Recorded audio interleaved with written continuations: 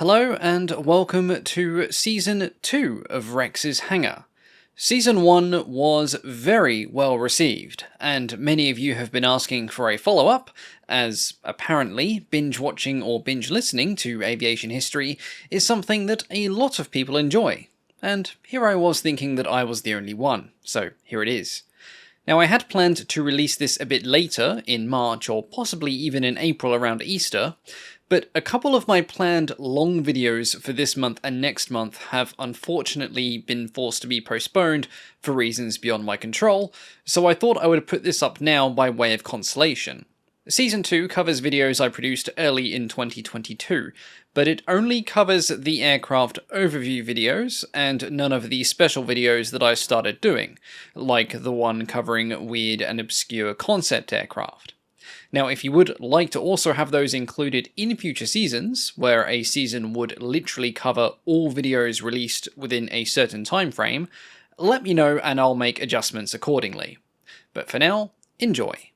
Episode 1. The Beardmore Inflexible. Out of all the weird, giant aircraft built in the 1920s and 1930s, the Beardmore Inflexible is perhaps one of the most obscure, at least in terms of readily available source material. The Beardmore Inflexible, also known as the Rohrbach 6, can trace its origins back to the end of World War I.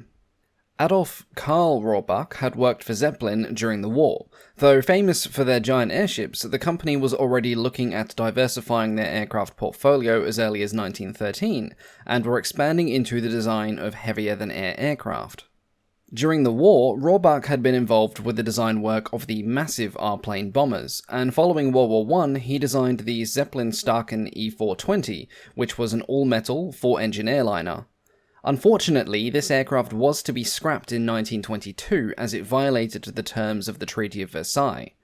Following this, Rohrbach founded the Rohrbach Metal Aircraft Company and began designing even more aircraft, carefully evading the Treaty of Versailles by having the aircraft designed in Germany but built in Copenhagen.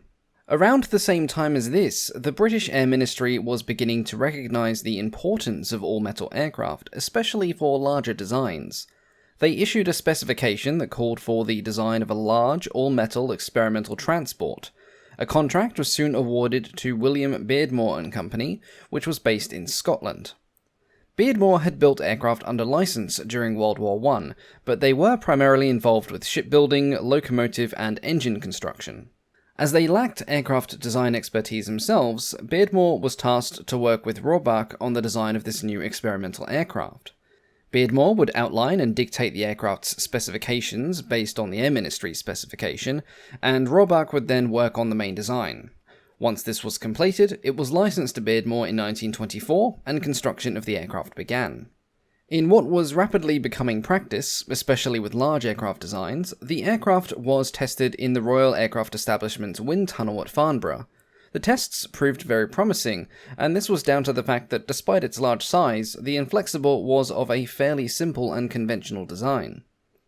Construction of the Inflexible was not exactly a rapid affair, however. Hampered by material shortages and registration delays, the aircraft was not completed until mid-1927, and then it had to be packed down and transported for testing. This presented its own issues due to its vast size. The aircraft was disassembled and transported by sea from Glasgow to Ipswich. However, once it got there, further transport was delayed once again as it was found that they would need to build a specialised vehicle with steerable axles to get the aircraft from Ipswich to Martlesham Heath Airfield. Once it finally arrived, another problem arose as it was realised that the Inflexible's wingspan was larger than any hangar opening that they had available. Eventually, a series of wheeled trolleys were built that allowed the aircraft to be stored in the hangar sideways. In its final assembled state, the Inflexible made for an impressive sight. It was a shoulder-wing, tri-motor monoplane of all-metal construction, a very futuristic design for 1927. It had a length of just over 23 metres, a wingspan of 48 metres, greater than that of a B-29 Superfortress, and a maximum height of 6.5 metres. Like many early monoplanes, the Inflexible's wings were rather box-like. The centre wing section was formed by a wing box that was bolted onto the fuselage. Attached to each outer section of the central wing were the outer wing sections, which were supported by wing spars. A cable was used to keep the huge wings in tension during flight. This cable ran from the rear ring spar to the lower fuselage. The curious wingtips look like somebody put the final section of the wing through a photocopier set to 25%, but in fact they are balance horns that were used to reduce control surface flutter, a suitable precaution as the Inflexible's ailerons spanned the outer half of each wing's trailing edge. Due to their immense size, the wings were also designed to carry the entirety of the aircraft's fuel load, 2,482 litres of fuel split between 4 large wing tanks. The wings were clad in the same metal that was used to make the rest of the aircraft, which was duralumin, a strong, lightweight alloy of aluminium that is increased in strength by the incorporation of copper, manganese, and magnesium. The fuselage was rectangular in shape and consisted of 2 sections that were bolted together that made for easy maintenance, disassembly, and transport. At the rear of this fuselage were the large vertical and horizontal stabilizers. To help better control its movement, a servo tab trailed behind the rudder, and the aircraft's elevator spanned the entire width of the horizontal stabilizer. Powering the Inflexible were a trio of 35-litre, 12-cylinder Rolls-Royce Condor II engines, which had an output of 670 horsepower each. Like everything else about the Inflexible thus far, these engines were big, weighing 628 kilos each, and they drove a large 2-blade fixed-pitch propeller. The radiator for the nose engine was located below the fuselage, and the other 2 engines had their radiators mounted between the engine nacelle and the fuselage itself. The Inflexible was a heavy beast. It had an empty weight of 11.3 tons and a maximum weight of 16.7 tons. This heavy load was supported by 2 huge main wheels and a steerable tail wheel. The wheels themselves were a bit of an innovation. Specifically developed by Dunlop and with a diameter of 2.2 meters, they were some of the largest wheels fitted to an aircraft at the time. Originally, they had been designed as the more traditional wireframe spoke wheels that were common on many aircraft at this time, but the Inflexible's heavy weight buckled them and a new, sturdier pair were made from aluminium and steel. Each wheel was supported by a large shock-absorbing strut that extended from the rear of the engine nacelle, with the wheel itself being supported by an A-frame mounted to the lower fuselage. Next to the wheels was another innovation necessitated by the sheer size of the aircraft, a hydraulic braking system. Designed by a young and relatively unknown engineer by the name of Kurt Tank, who would go on to design such aircraft as the Focke-Wulf 190. Ground testing of the Inflexible began at the beginning of 1928, but before its first flight, it was decided to extend the length of the existing Martlesham Heath airfield by another 400 yards, as there were doubts that such a large, heavy aircraft could take off on the current airstrip. It would be an unnecessary precaution, however, as the aircraft took to the skies for the first time on the 5th of March 1928 within the limits of the original airfield length. It was flown by test pilot Jack Noakes, and he flew the Inflexible for around 15 minutes, taking it up to an altitude of 1,014 feet. He reported that the aircraft had been stable and easy to control, although it did feel a bit sluggish. Follow-up testing confirmed that the aircraft was indeed underpowered, only reaching a maximum speed of 175 km an hour. This prompted the discussion for a replacement of its engines, though this was never to happen. The low power also meant that the Inflexible handled poorly at slow speeds or in less than ideal weather, and that was something that hurt the RAF's interest in the project. During the course of 1928, the Inflexible made a few different public appearances and flights, though the pilot was strictly advised not to attempt any kind of aerobatics.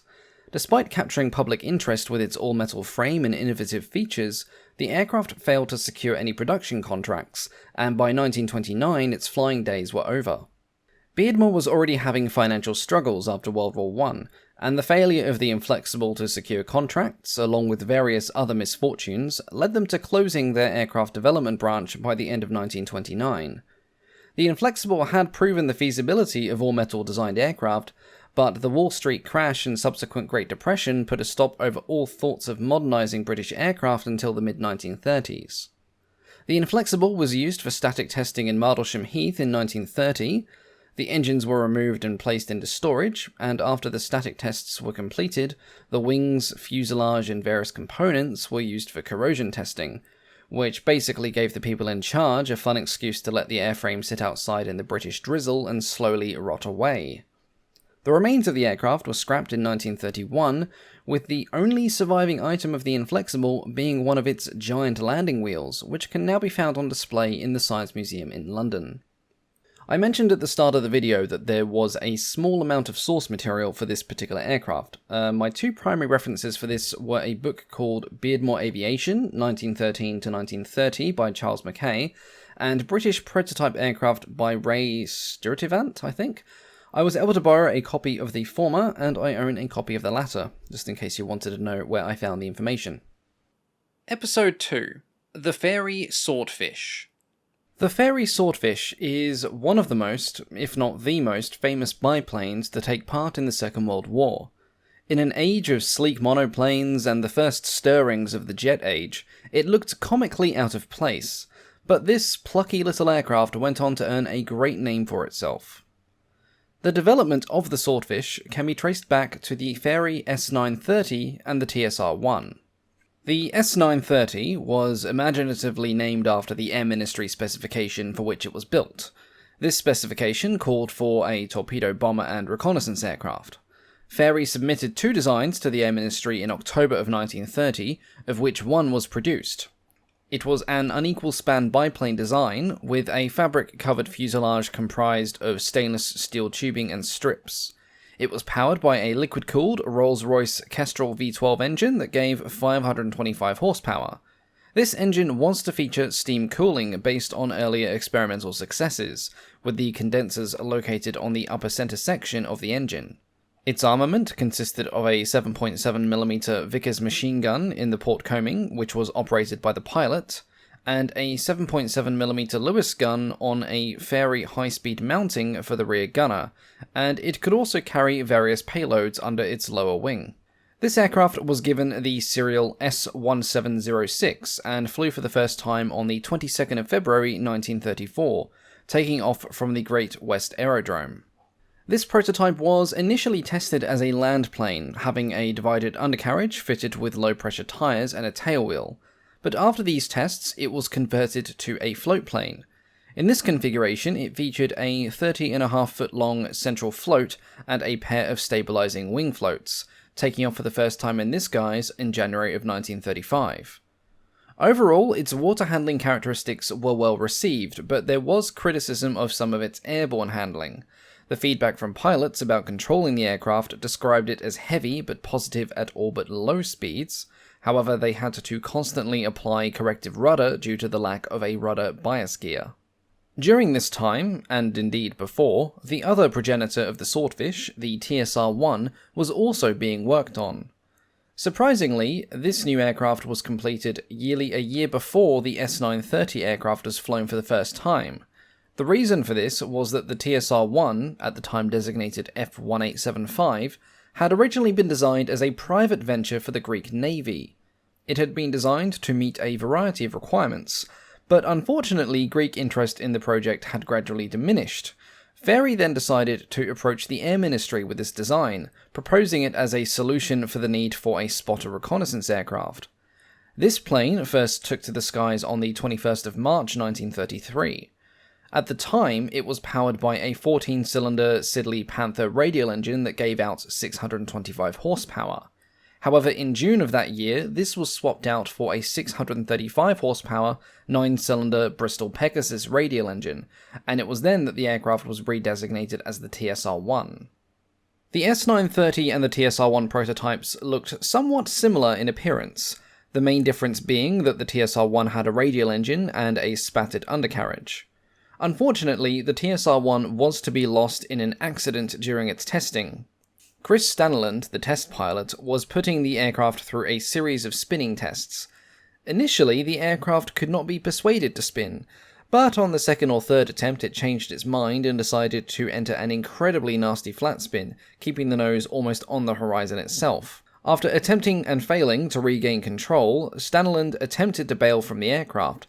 However, the lateral motion merely threw him into the rear pilot's seat. After this moment of aerial leapfrogging, he was then able to properly bail out and safely got clear. Before this unfortunate mishap, the Air Ministry had recently issued a new specification, dubbed S15/33, which was a combination of specifications S930 and M130, calling for the development of a two-seat torpedo bomber and spotting aircraft. Though the TSR-1 had been lost in its accident, the test results had been very promising, and so a second prototype was developed as the TSR-2, with this aircraft representing the birth of what was to become the Fairey Swordfish. The TSR-2 had some minor external changes compared to its predecessor. It had an additional bay in the fuselage which necessitated lengthening, and it also had spin recovery strakes ahead of the leading edges of the tailplane for obvious reasons. The upper wing now had a sweepback angle of 4 degrees to compensate for the lengthening of the fuselage, and the fuselage itself, though, was similar to its original design, with fabric covering steel strips and struts. The TSR-2 was powered by a more powerful version of the Bristol Pegasus engine that powered the TSR-1, and it performed its first flight on the 17th of April 1934, once again flown by Staniland.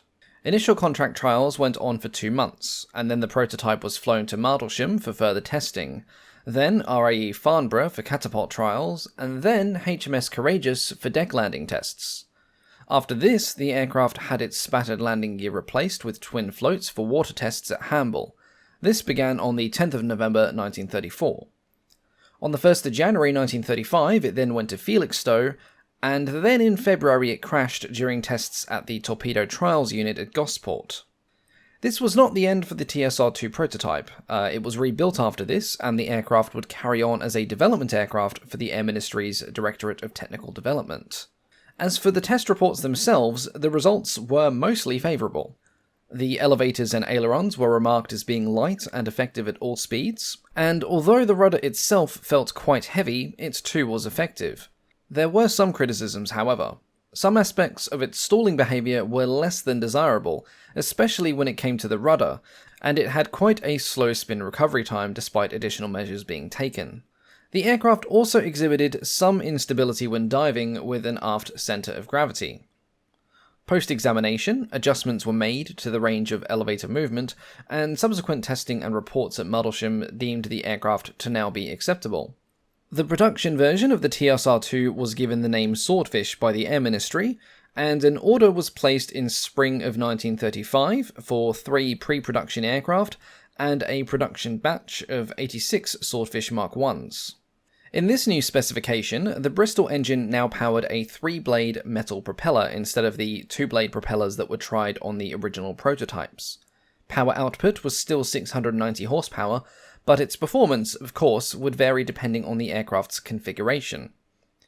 The Swordfish had a maximum speed of 147 miles an hour at 5,000 feet in its spotting configuration, or 143 miles an hour when loaded with a torpedo.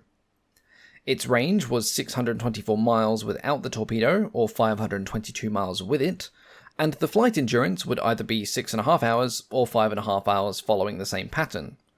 In terms of overall dimensions, the Mark I had a length of 35 feet 8 inches, a wingspan of 45 feet 6 inches, and a maximum height of 12 feet 4 inches. Like the prototypes, the Mark I had a forward-firing 7.7 Vickers gun that was operated by the pilots, and the gunner would operate another 7.7 Vickers or Lewis gun, depending on exact model, that was on a Fairey high-speed mounting. In terms of suspended armament, it could carry one 18-inch torpedo or one 1,500-pound sea mine under the fuselage. Alternatively, the Swordfish could also carry up to 1,500 pounds worth of bombs or depth charges on wing racks. The Swordfish began to reach squadrons of the Fleet Air Arm in July of 1936, with No. 825 Squadron of the aircraft carrier HMS Glorious taking delivery of the first units to replace their existing complement of Fairey Seals. By the outbreak of World War II, the Fleet Air Arm had 13 operational frontline Swordfish squadrons. Of those 13, 12 were operating with 5 aircraft carriers. HMS Ark Royal had 4 squadrons, Courageous had 2, Eagle had 2, Glorious had 2, and Furious had 2. In addition to this, there were floatplane variants of the Swordfish that operated at sea with 2 catapult flight units. Though serviceable, and indeed they would go on to earn distinction during the war, the floatplane variant of the Swordfish still had a couple of problems. They struggled to taxi well in the water with wind speeds more than 20 miles an hour, and a 1936 report of the pre-production floatplane tests commented that the aircraft took a long time to get up to speed, and that during this time the propeller picked up a lot of water.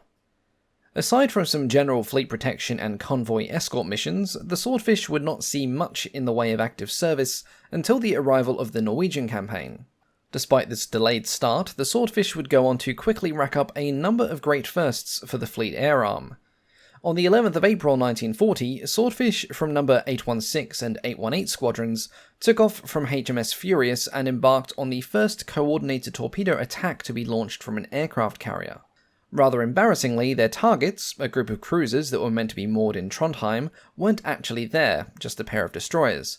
But they carried out the attack nonetheless, and scored a hit on one of the destroyers, the rest of the strike being hampered by shallow water. A few days later, on the 13th of April, a floatplane Swordfish catapulted from HMS Warspite scored the Fleet Air Arm's first U-boat kill of the war. The aircraft had been launched to provide spotting for the operations at Narvik.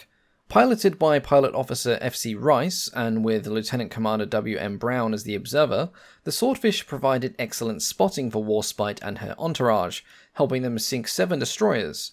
Rice and Brown then bombed one of the destroyers themselves, which then either sunk or was scuttled later, before spotting the U-64 sitting at anchor. They scored at least one direct hit on the submarine with the bombs, and it sank almost immediately. During the following fortnight around Narvik and the local waters, the Swordfish would see continuous action, often in bad weather and under the threat of colliding with Norway's aggressive coastal terrain. That same month, back on the home front, the Swordfish began to be involved with mine-laying operations under RAF Coastal Command, a task that they would actually become quite famous for. In the beginning, these operations were limited to 812 Squadron, but by the end of May, 4 squadrons were involved in this work, mine-laying by day and by night, targeting German-held port waters, and also bombing the ports themselves by day. Their targets were expanded to oil storage, logistics depots, and invasion barges after the fall of France, when a German invasion of Britain seemed to only be a matter of when, not if. Over in the Mediterranean, Swordfish would perform another British first upon Italy's entry into the war. The first British air raid against Italy was made by Swordfish in an operation that could have been described as comedy had the situation been less depressing.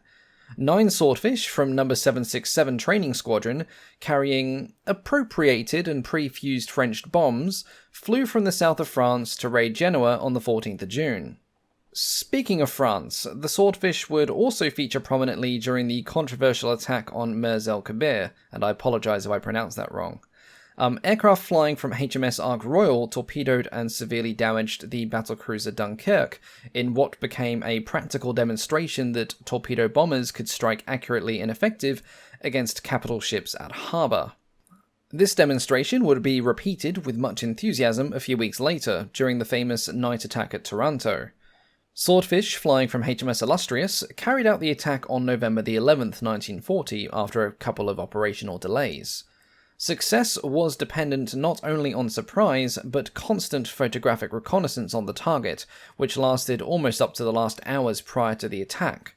The Swordfish achieved almost complete surprise, attacking with a mix of bombs and torpedoes. The result was 1 battleship sunk, 2 more heavily damaged, 2 cruisers heavily damaged, 2 destroyers damaged, and 2 auxiliary vessels sunk. The operation was so successful that Japanese would use reports of the attack to help with their own planning of their own torpedo attacks upon Pearl Harbor. Swordfish operating out of Malta would distinguish themselves in another way in enemy commerce raiding.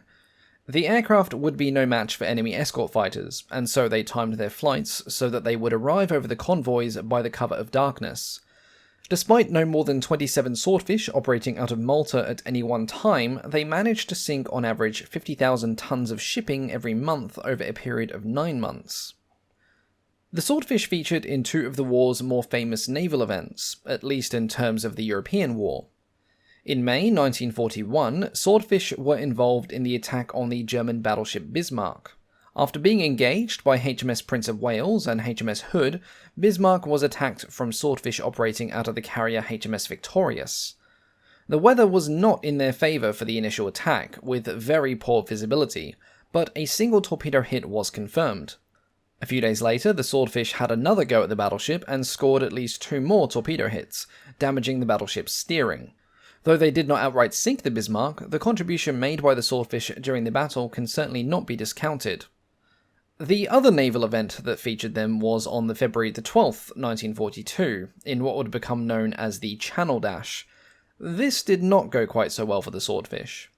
6 aircraft from the rebuilding 825 Squadron, their carrier Ark Royal having been sunk the previous November, were called upon as the only available torpedo bombers to attack the German heavy cruisers that were racing through the channel to their home ports.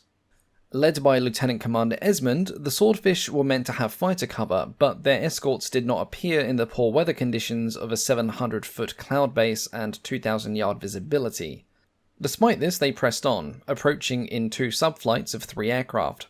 The first went in under heavy anti-aircraft fire and was set upon by German fighters that tore them to pieces. The second subflight was seen going in for the attack, but was never heard from again. All surviving members of this attack would be decorated, and Lieutenant Commander Esmond was posthumously awarded the Victoria Cross, the first member of the Fleet Air Arm to receive such honours. This marked the last time that Swordfish would be used for torpedo attack. Improvements in anti-aircraft gunnery and the complete performance superiority of enemy fighters rendered them far too vulnerable, and they were withdrawn from this role completely. The Swordfish would continue to be used in the anti-submarine role though, as a hunter and as a killer, with some being equipped with ASV radar and the others with depth charges. The Mark II Swordfish arrived in 1943. It had a strengthened lower wing with a metal underside. This allowed it to be equipped with armor-piercing rockets on the underwing rails. In the same year, the Mark III also arrived, which, in addition to the modified lower wing, was designed with built-in anti-shipping radar.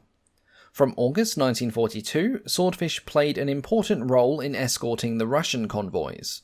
On one of these convoys, Swordfish from the carriers Striker and Vindex totaled over 1,000 operational hours of submarine patrol in just 10 days. By the spring of 1943, rockets were becoming regularly used, and the first successes with the new weapon was scored on the 23rd of May, when a Swordfish from 819 Squadron, operating from the escort carrier Archer, used rockets to sink U-752, 800 miles west of Ireland. By the end of the war, Swordfish were responsible for sinking 14 U-boats. The last operational squadron equipped with Swordfish, number 836, was disbanded on the 21st of May 1945. Despite its antiquated looks and slow speed, the Fairey Swordfish had operated successfully throughout the entire length of the war, even outliving aircraft that had been designed to replace it. Several Swordfish survive to this day, but only one of them is the famous Mark I model. Luckily, this sole survivor is also airworthy and has been regularly flying since 2008. Episode 3. The Lockheed Model G. Over the years, Lockheed has produced many aircraft, but today we're going back in time to look at the first, the one that started it all, and that means going all the way back to 1912. Alan Lockheed was one of 3 brothers, all of whom shared a passion for aviation. Between 1910 and 1912, Alan worked as both a mechanic and then a pilot, mostly dealing with the Curtiss Pusher aircraft. It was not to be a pleasant relationship, however. The Curtiss Pusher proved to be recalcitrant and downright dangerous to fly, and Alan crashed twice in this aircraft. The second crash almost cost him his life when an unstable, rain-soaked, underpowered Curtiss Pusher failed to reach sufficient height to clear a set of telegraph wires. Luckily for Alan, he would only suffer minor injuries despite the aircraft being completely wrecked. But having survived 2 crashes in Curtiss Pushers in 9 months, he was no longer keen on the idea of flying a relatively light aircraft with a heavy engine mounted behind the pilot. Thus, whilst working as an instruction and exhibition pilot for the International Aircraft Manufacturing Company, he drew up the concept for a tractor biplane that would become the first aircraft to bear the Lockheed name. Speaking of the Lockheed name, back then it was spelt differently, Lougheed, it being a Scottish name. But Alan would eventually tire of people mispronouncing his surname as Loghead, and would have his name changed to resemble the phonetic spelling, and this would also become reflected in the company name as well. Alan began work on what was to become the Lockheed Model G in Chicago. He had begun milling some of the first wooden parts when it became apparent he would not be able to complete the task on his own. He joined up with his brother Malcolm and relocated the work to San Francisco. During the evenings and weekends, the two brothers worked on their aircraft in a rented frame garage on the waterfront. It was designated the Model G as it was their 7th design, though it would be the first to reach completion. Initial progress was slow. Alan and Malcolm continued to work as automobile mechanics, but their income was not sufficient to cover all the costs of construction, especially the cost of purchasing an engine. And so it became necessary for the brothers to find outside financing. Luck worked in their favour here. Both of them had worked for many years for many of the top automotive specialists in the San Francisco area, which meant they were acquainted with some rather wealthy individuals in this field. They were soon able to convince several people to invest in their idea, with a total investment of $4,000 required to complete the Model G, and so the Alco Hydro Aeroplane Company was formed. With the funds in place, the brothers were able to continue their work, purchase the engine, and thus the Model G was born. For the time, it was a relatively advanced concept. It was a 3-bay tractor biplane design with an unequal wingspan. The upper wing had a span of 46 feet, and the lower wing had a span of 36 feet. The ailerons were mounted between two wings, and cruciform tail surfaces hinged as a unit on a universal joint at the tail. A 3-in-1 control arrangement was used, with the wheel operating the rudder, and the stick, to which the wheel was attached, operating the elevators and the ailerons. Accommodation was made for one pilot and a passenger in tandem open cockpits, though this would be expanded upon later to allow for a second passenger as well. The aircraft was completed as a floatplane in 1913, and at this time it was powered by a 6-cylinder Kirkham engine which came with a very recognizable horseshoe-shaped radiator. However, this would not be the engine with which the Model G would take flight. The engine was found to be unreliable, and after just 15 minutes of running time on the ground, its crankcase decided to split. Understandably, the Lockheed brothers, especially Alan, who'd already experienced unreliable aircraft, returned the engine to Kirkham in the unwarranted hope of obtaining a refund. In its place, they would use a Curtiss O V8 engine, which would put out about 80 horsepower, initially retaining the radiator that had been used for the Kirkham engine. The Model G was launched onto San Francisco Bay for its first flight on the 15th of June 1913. Alan Lockheed took the controls and took to the skies for a brief flight.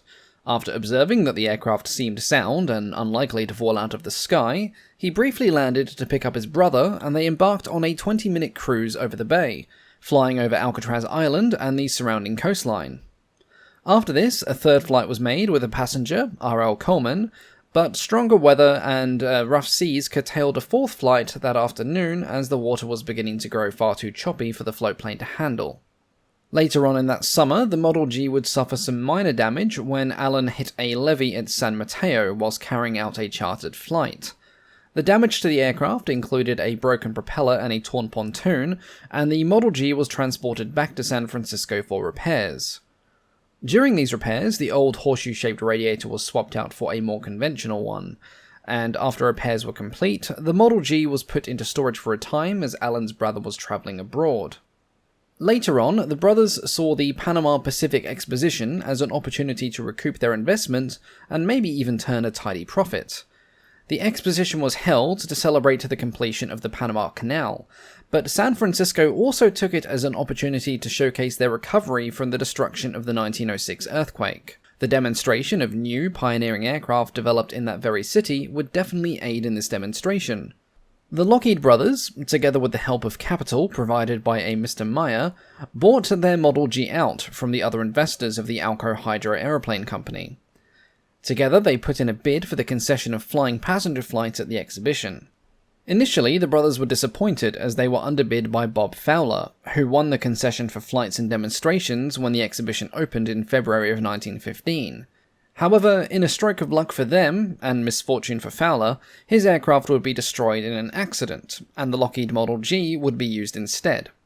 In 50 days, they carried 600 passengers for 10-minute joyrides, earning a profit of $4,000 from the total income of just over $6,000.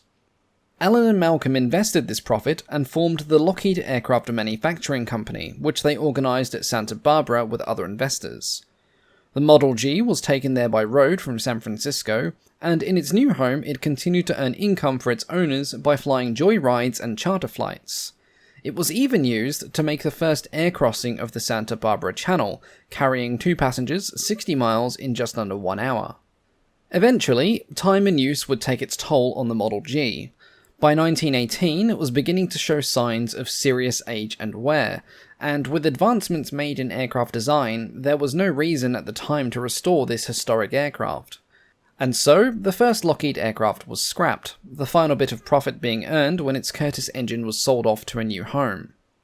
Over the years, Lockheed would go through a series of name changes, buyouts, disasters, and transformations. They would go on to produce several stunning and famous aircraft over the course of the 20th century. But it's always good to remember the humble roots of where these aviation giants first began. Episode 4. The Gloster TC-33. The Gloster Aircraft Company is perhaps remembered most for its pioneering fighter aircraft, one of the most famous being the Gloster Meteor. However, for a brief period of time, they also dipped their toes into developing larger, stranger aircraft. And this, of course, means going back to the period of 1925 to 1935, when everyone was getting in on the big plane bandwagon.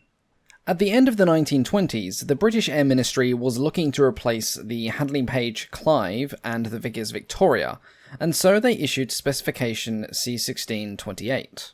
This specification called for a bomber transport capable of carrying 30 fully armed troops, or their equivalent in cargo or bombs, over a distance of 1,200 miles.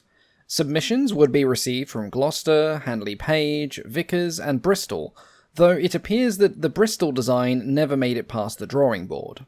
The aircraft submitted to the Air Ministry were quite varied in design, as each manufacturer had interpreted the specification slightly differently. At Gloster, Henry Folland chose to interpret the Ministry's requirements as that of a transport first and as a bomber second. Gloster had the aircraft designed in late 1930, and construction proceeded throughout 1931. The prototype aircraft, designated J9832, was completed by the end of that year and was ready to roll out in early 1932.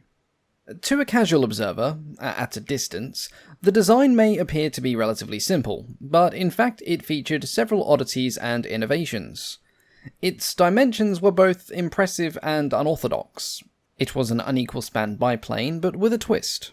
The aircraft's lower wings had a greater span than the upper, with the lower wings being at 95 feet 1 inches compared to the upper wing of 93 foot 11 inches. These large wings were designed with lattice spars and metal ribs with fabric covering. The outer sections of the wings were swept back by 7 degrees and had parallel chord ailerons connected by cables. Curiously, the wings had no stagger, meaning that neither was further forward or aft compared to the other. To provide stability, the wings were fitted with Handley Page automatic slots that were mounted on the leading edge of the upper outer wings. The lower wings were mounted in a mid-wing position, but their centre sections had a significant anhedral to keep inboard ends of the spars clear of the fuselage. This was so that the main cabin, designed for carrying troops, didn't force said troops to stoop like hunchbacks on account of a pair of pesky wing spars that would have been at shoulder height without the anhedral of the wing. The tail control surfaces were also arranged in a not-so-normal configuration. It was set up as a sesquiplane, which is when one wing, usually the lower, is significantly smaller than the other. The fins and rudders had all-metal framing with a fabric-covered skin, and the rudders themselves were notable for being quite large in proportion to the aircraft, being over 9 feet tall. The upper tailplane was positioned above the fuselage, and the smaller lower tailplane was positioned on the bottom. As it was not directly attached to the fuselage, the upper tailplane was fixed to it using a series of small but sturdy struts. The fuselage of what was now being called the Gloster TC-33 was an 80-foot-long all-metal structure with oval-shaped internal framing and a metal skin. The pilot, co-pilot, and navigator enjoyed the luxury of a fully enclosed, soundproofed, and heated cabin, which could not be said for all large aircraft designed at this time.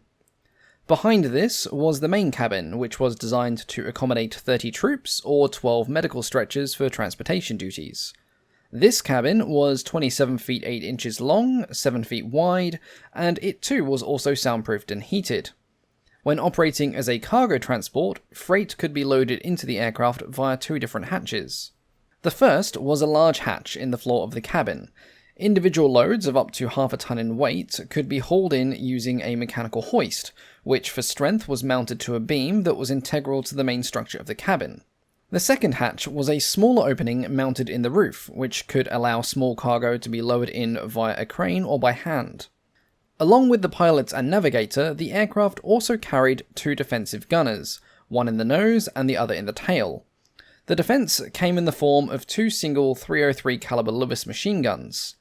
Unlike the command crew and passengers, the gunners would not have the luxury of soundproofing or heating, as both of the gunning positions were situated in open mounts. Access to the front gunning position was through a small door in the pilot's cabin that was located below and in front of the co-pilot. The rear gunning position was accessed via a gangway that led through the rear fuselage aft of the main cabin. If the aircraft was to be used as a bomber rather than a transport, provision was made for a bomb load of approximately 3,500 pounds. These bombs were supposedly to be carried on racks mounted underneath the main fuselage, but there doesn't seem to be any record showing that this aspect of the prototype was ever tested. When fully loaded, the aircraft was expected to have a weight of approximately 28,880 pounds, or around 13 tons, a not inconsiderable amount of weight, and the power to lift this weight was provided by 4 Rolls-Royce Kestrel supercharged V12 engines, 2 being Kestrel 2s, and the other 2 being Kestrel 3s. They were installed in tandem pairs within a set of streamlined nacelles that sat between the upper and the lower wings. The Kestrel 2 engines were mounted in the pusher configuration, and the Kestrel 3s as tractors. The two-blade propellers driven by the Kestrel 2s had a diameter of 11 feet, and the blades driven by the Kestrel 3s had a diameter of 12 feet 6 inches. These engines utilized evaporative cooling, and a single steam condenser above the Kestrel 3 engines provided cooling for each pair. This had the benefit of saving quite a bit of weight, to the tune of 250 pounds, as only 6 gallons of water was required for each engine compared to 14 required for a more traditional water-cooled arrangement. Control of this system was managed with a series of lights on the pilot's instrument panel. These lights would indicate the direction of water flow through the steam condensers. Though it sounds vaguely complicated, it basically boiled down to one of two things. If the flow of water was reversed, the engines would have to be throttled back to cool, otherwise they could just carry on. Despite its size and weight, the aircraft possessed just 2 main landing wheels, albeit they were huge, clocking in with a diameter of 60 inches. To support the expected rough and heavy landings on transport missions, these wheels were attached to the fuselage by a triangular structure of steel tubing, with shock absorbers mounted in the vertical sections, and they had a wide track of 22 feet 6 inches to spread out the load. The TC-33 flew for the first time on the 23rd of February 1932. This was a slightly delayed event, as in January it was discovered that the plane was too tall to move out of the hangar in which it had been built. However, after hastily digging some trenches for the massive wheels to slide down into, they got the plane out for testing. Flying the aircraft was one Captain Howard Saint, and he quickly took the aircraft through a thorough test program. The initial flights uncovered some problems that had to be addressed. A notable amount of tail flutter was observed during flight, with the elevators and large rudders being the likely culprits. Balancing weights were tried in various forms, and although the elevator flutter eventually settled down, the rudder flutter persisted, culminating in a rather terrifying incident. As part of the test program, the Air Ministry had stipulated the testing of the aircraft in a terminal velocity dive from high altitude. It was an unusual requirement at a time where aircraft were still considered to be relatively fragile, and no doubt the cause for more than a little uneasiness on account of the pilot. In one of these dives, when the aircraft was going above 200 miles an hour, the rudder pedals were vibrating so badly that in his effort to keep pressure on them, Captain Saints broke the back of his seat with his exertions. Disaster was avoided thanks to his passenger, who was the test observer, who moved to sit back-to-back with Saints to help keep him upright so that they could safely land. After this incident, it was found that the servo tabs of the rudder had bent over, which caused the operating cables to slacken. Thankfully, it was a relatively simple fix, and after making some corrections to the design, the prototype was flown again and put through the same dives, but this time, thankfully without issue. Later on that year, the prototype made a 12-minute demonstration flight as part of an RAF display at Hendon. In October, it then went for contract trials at Martlesham. Unfortunately for Gloster, the Martlesham report was not exactly a glowing result. Parts of the aircraft were well liked, especially its updated controls, and the comforts provided by the heated and soundproof cabins definitely made an impression. However, the pilots could only praise its handling when unloaded. Once the aircraft was loaded with weight to simulate operational use, its handling was abysmal, particularly during takeoff. It was painfully slow to get off the ground, and in fact, fully loaded trials were only conducted when the wind was blowing in a favourable direction. Ultimately, the Martlesham test reports found the aircraft to be unsuitable for service with the RAF in its current state. It technically satisfied nearly all of the requirements of their specification, but it was viewed as too slow and bulky for service use. By 1933, the RAF was changing its demands to meet the rapidly changing requirements of a modern air force, and the encroaching designs of the monoplane era forced Gloster to abandon development of the project. And in the end, the only big Gloster aircraft ever built would remain a one-of-a-kind design. Episode 5. The Junkers G-38. The Junkers G-38 was a striking sight when first flown in 1929. It was perhaps the pinnacle of blended wing aircraft design in the interwar period, at least as far as success goes. It was made during a time when some aircraft designers predicted that blended wing, or indeed complete flying wing aircraft would be the future, with many passengers housed in these large wings as opposed to a fuselage. In 1929, this was not a new concept for Hugo Junkers.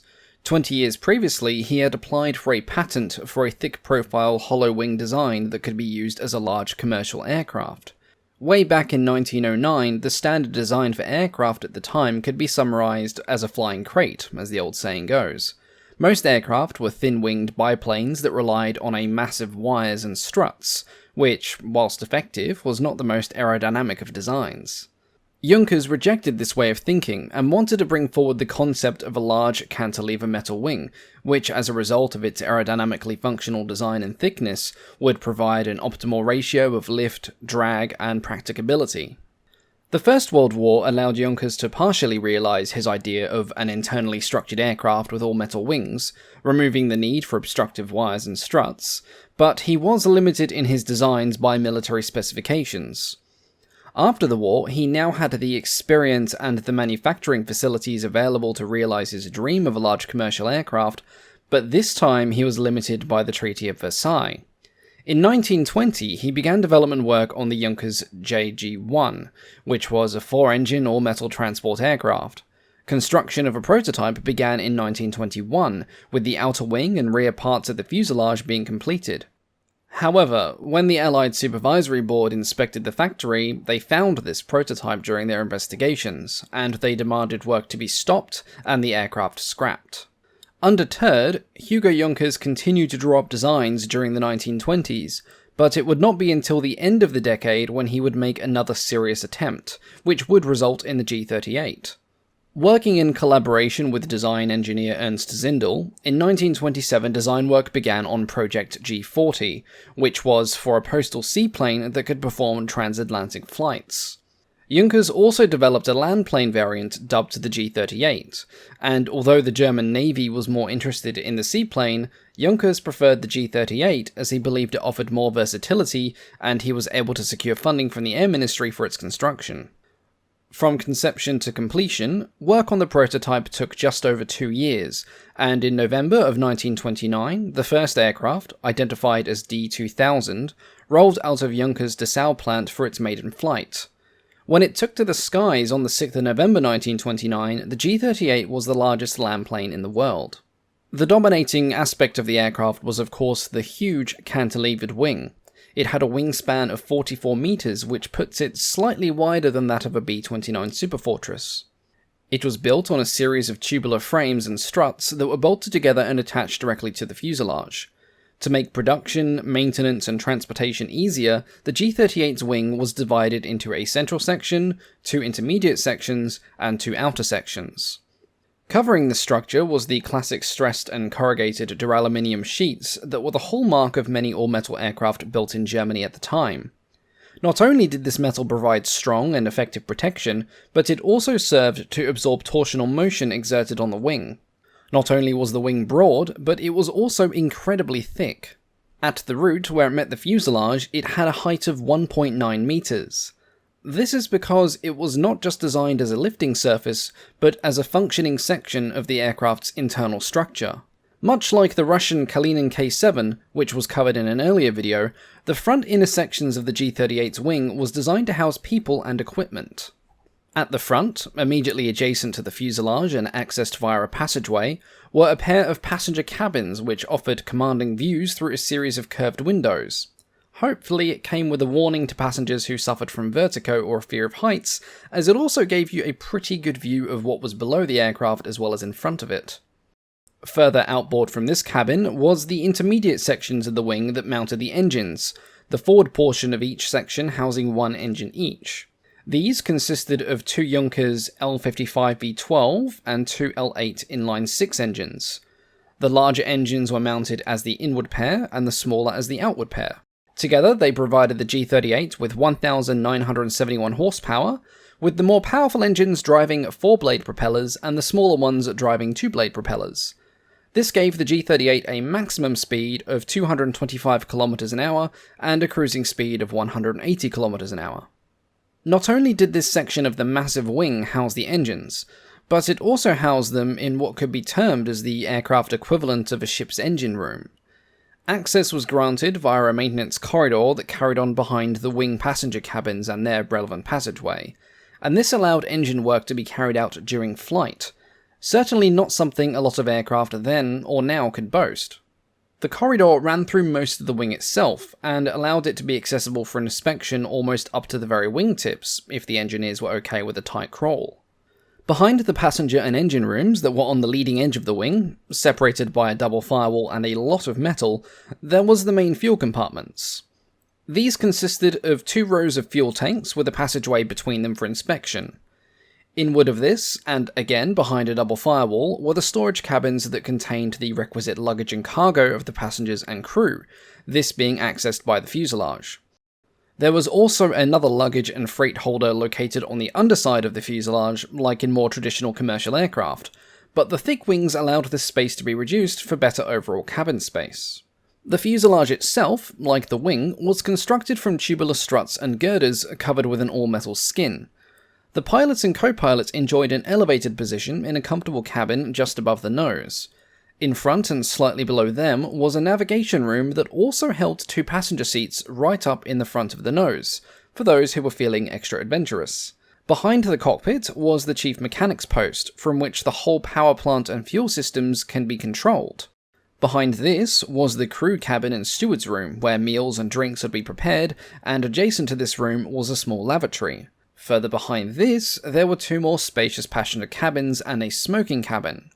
The passenger accommodation was considered to be very luxurious, and it was intended to compete with the standards found aboard the Zeppelins, which were at the time the pride of German commercial aviation. Like many other Junkers aircraft of the time, the G-38 featured control surfaces that went along the full span of the trailing edge of the wing. They were split into 2 sections. This allowed them to be operated as flaps on the inner section and ailerons on the outer section. The tail control surfaces were arranged in a biplane style configuration with 3 vertical rudders. This was done in response to the consideration of drag. If a single large rudder was used, the drag force of the tail wing would have been too great to be manually countered. All of the control surfaces were dynamically balanced to reduce flutter, and reports from the test flight praised the G-38 for its easily handling characteristics. The controls of the G-38 supposedly felt no more difficult than those of the much smaller Junkers F-13 and G-31, which said quite a lot for such a bulky aircraft. Speaking of bulk, the G-38, with its all-metal design, thick wings, and 4 engines, weighed quite a bit when it was completed, at least for the standards of the time. It had an empty weight of 13 tons and a maximum takeoff weight of 21 tons. This weight was supported by a main landing gear arrangement of 4 large wheels that were set in tandem pairs. For improved comfort and ground handling, these wheels pivoted on the horizontal plane and were kept in place by a series of springs. The landing gear was in a fixed spattered arrangement, with shock absorbers built into the vertical frame. Originally, this landing gear was covered by an aerodynamic fairing, but it was at some point removed to save weight, and then at another point put back on for the sake of style. This seems to go back and forth several times during the 1930s, which makes dating any unknown photographs a bit of a pain. After its maiden flight, the G-38 was purchased by the Air Ministry with the intention of flying it with Lufthansa. It was then put through a series of tests and demonstration flights which gathered much attention. On the 30th of November 1930, test pilots Zimmermann and Schnitzinger set several world records for speed and altitude whilst carrying a 5-ton payload. The flight tests concluded with a round trip around Europe, which did much to further stoke enthusiasm for Juncker's new aircraft, and then it was officially delivered to Lufthansa. It then began to run a commercial route between London and Berlin. Almost immediately after it began to fly this route, however, the decision was made to modify the G-38. The recent press tours had so increased demand for the aircraft that a passenger capacity of just 13 was considered ludicrous. The engines were upgraded, going up to 4 L88 V12s, which upped the power from 1,971 horsepower to 3,154, and all of them now drove 4-blade propellers. The aircraft itself was retrofitted to expand the passenger cabins, which increased carrying capacity to allow for up to 30 passengers and their cargo. This refit was completed in the summer of 1932, and the aircraft took to the skies once more. Lufthansa also commissioned the construction of a second aircraft, which would be given the designation D-2500. From the outset, it was designed with the lessons learned from the first prototype. It was built with a full 2-deck fuselage and had its wing cabins expanded to allow for a total passenger capacity of 34. This new aircraft also had the added advantage of giving most passengers in the central fuselage a view of the outside world, something that had been missing from the first prototype.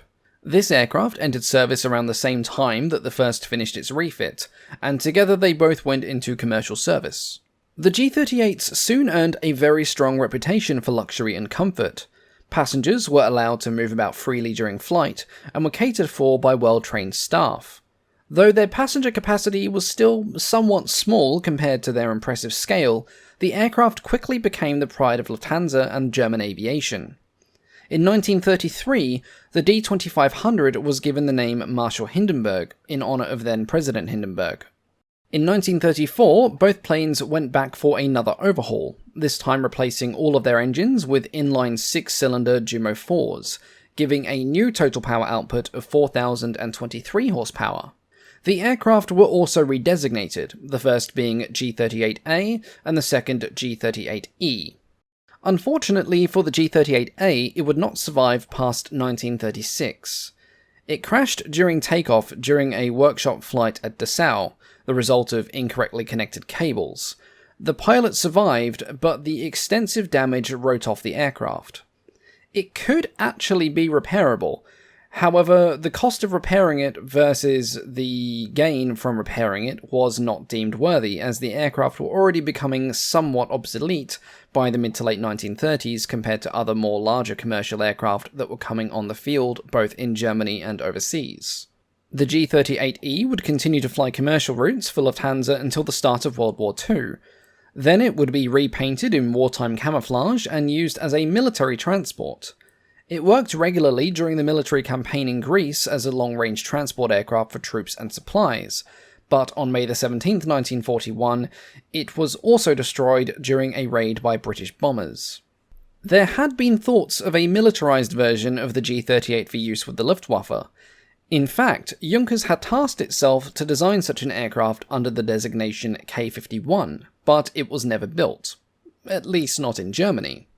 As early as 1928, Japan had shown interest in the G-38 design, and were indeed the first to approach Junkers about converting the G-38 for use as a bomber. Junkers licensed the design out to Mitsubishi in April of 1930, and sent a team over to Japan to oversee and support further development. This was developed into the Type 92, also known as the Ki-20. Mitsubishi manufactured 6 of these between 1933 and 1935.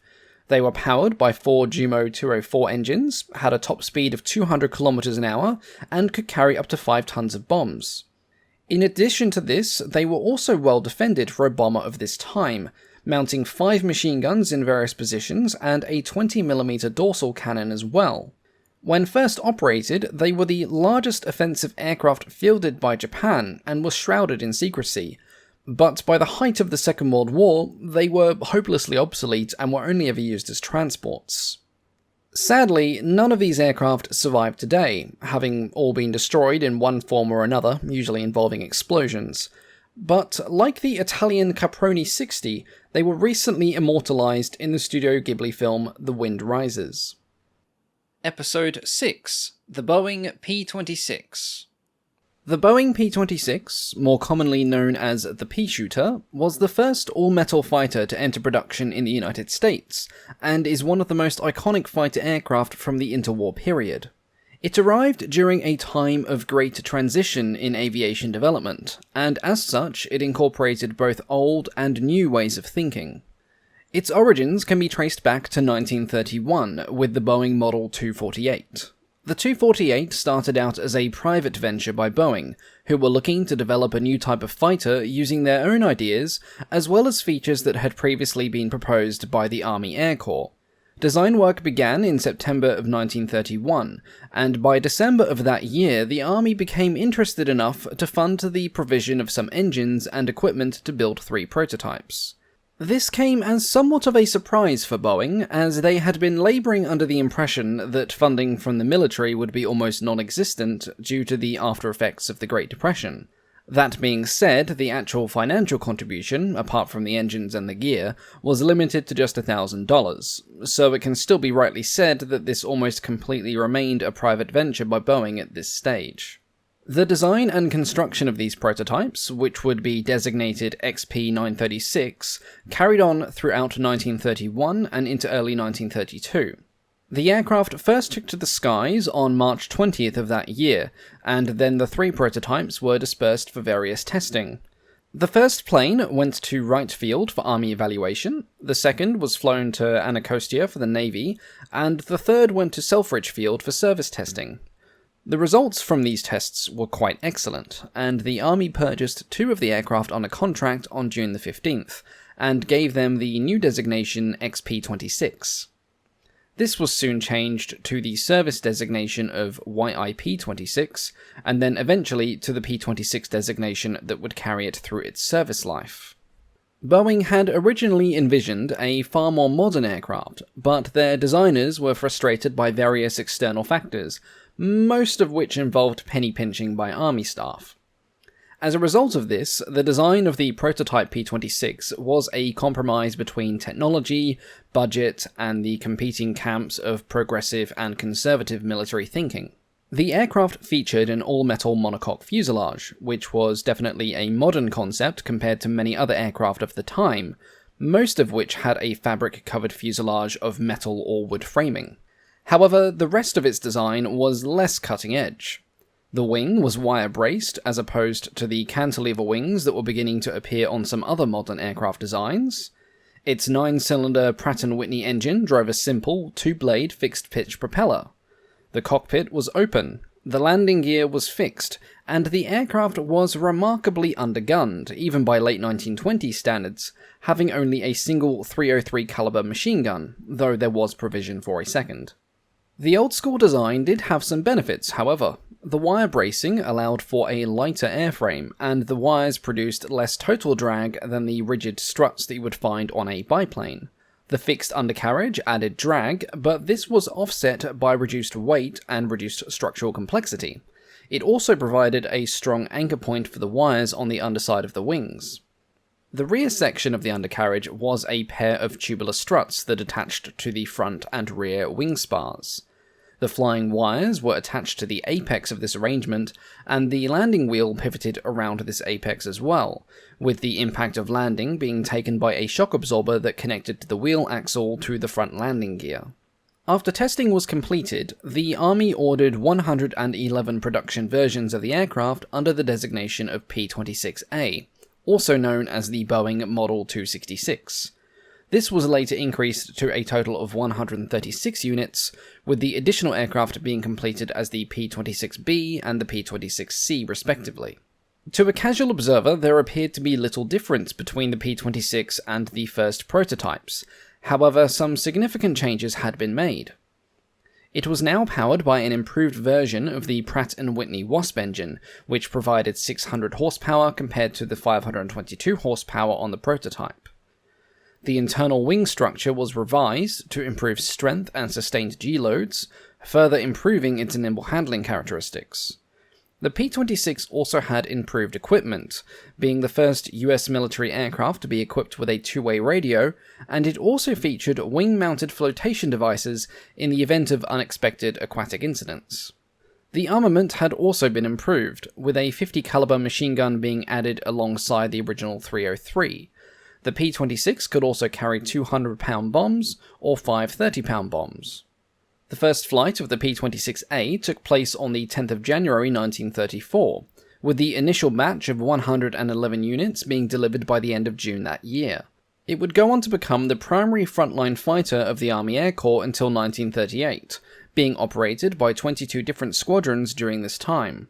Early service life would prompt some design changes to the P-26.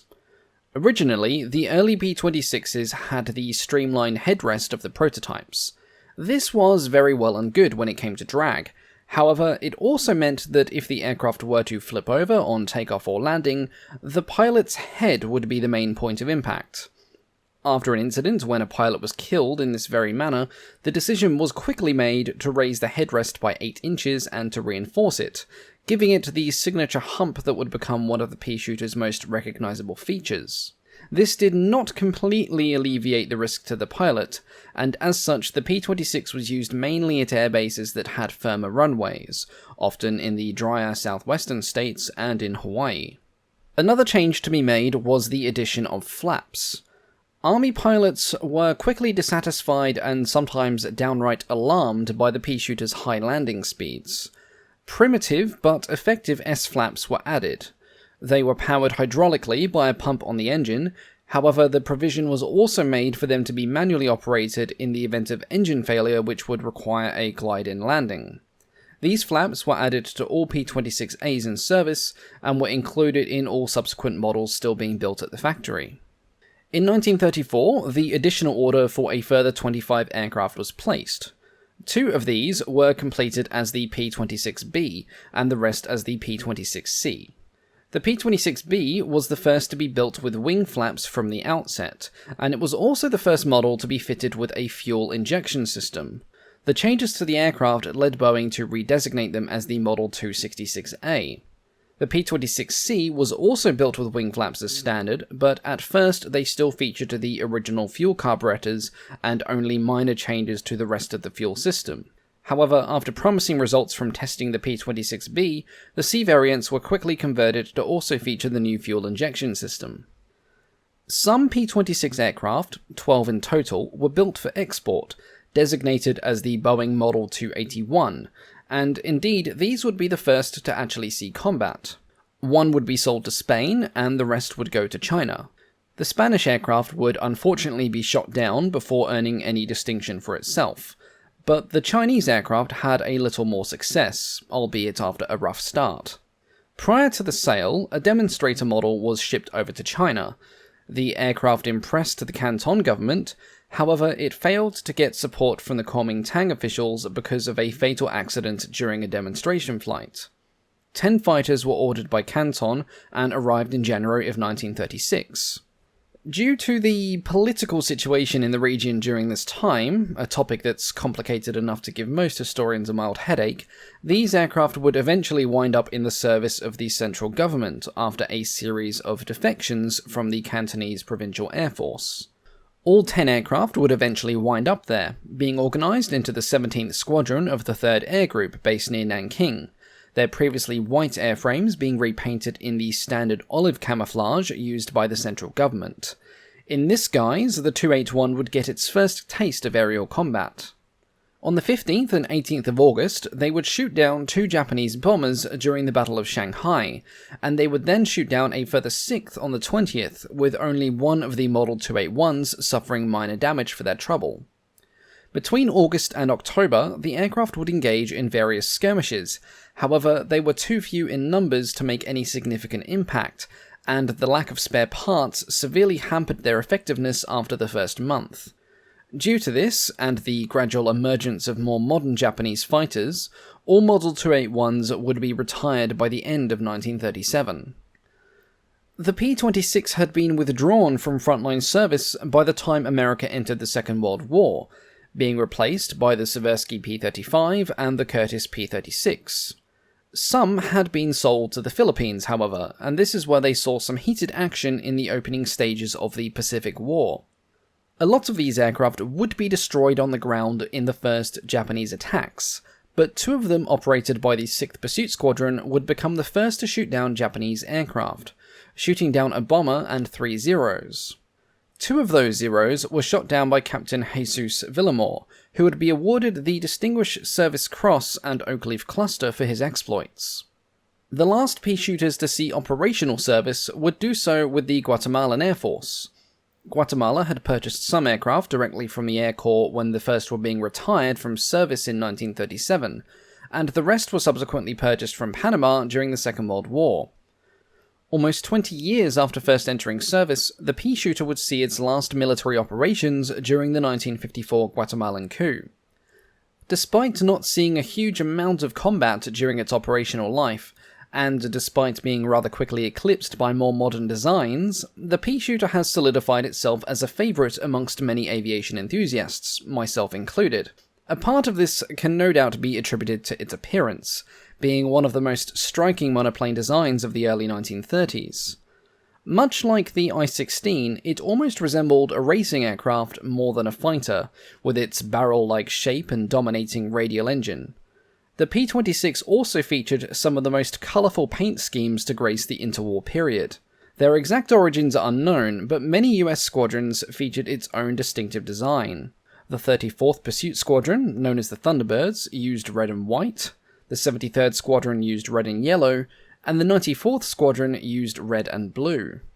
2 surviving P-shooters, both P-26As, can be seen today, along with several beautiful replicas. The 2 originals had both served with America and had then been sold to Guatemala in 1943. One of these P-shooters, serial number 33123, has been restored to an airworthy condition and returned to the skies for the first time in 2006. Episode 7. The Boeing YB-9. In 1930, the bomber squadrons operated by the US Army Air Corps mostly consisted of slow biplanes. Designs like the Keystone B-6, LB-12, and the Curtiss B-2 were considered the norm, but these designs were rapidly becoming obsolete. Change was on the wind, and several manufacturers were pursuing the development of new monoplane designs, and one of them was Boeing. Boeing wanted to take the lessons learned from designing their Model 200 monomail transport and apply them to a twin-engine bomber.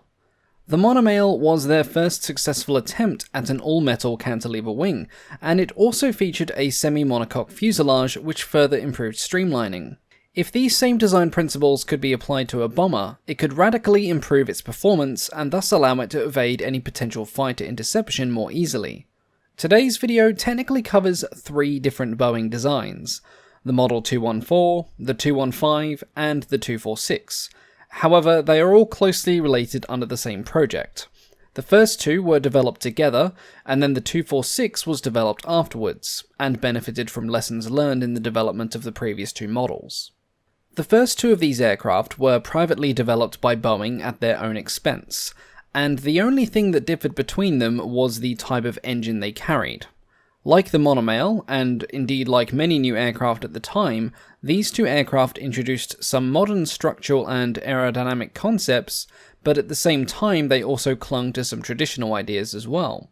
The Model 214 and 215 would be some of the first big American aircraft to benefit from the use of wind tunnel testing. These tests, conducted by NACA in 1927, had led to the development of a new streamlined cowling for radial engines. and tests also led to the design concept of mounting engines in the front of a single wing in a streamlined nacelle, further proving that you can make bricks fly better if you stick enough curvy bits on them. Boeing's new aircraft would also feature a type of retractable landing gear, another product of wind tunnel testing. Though it was not completely retractable with part of the gear still exposed under the airframe, it still resulted in a reduction of drag overall.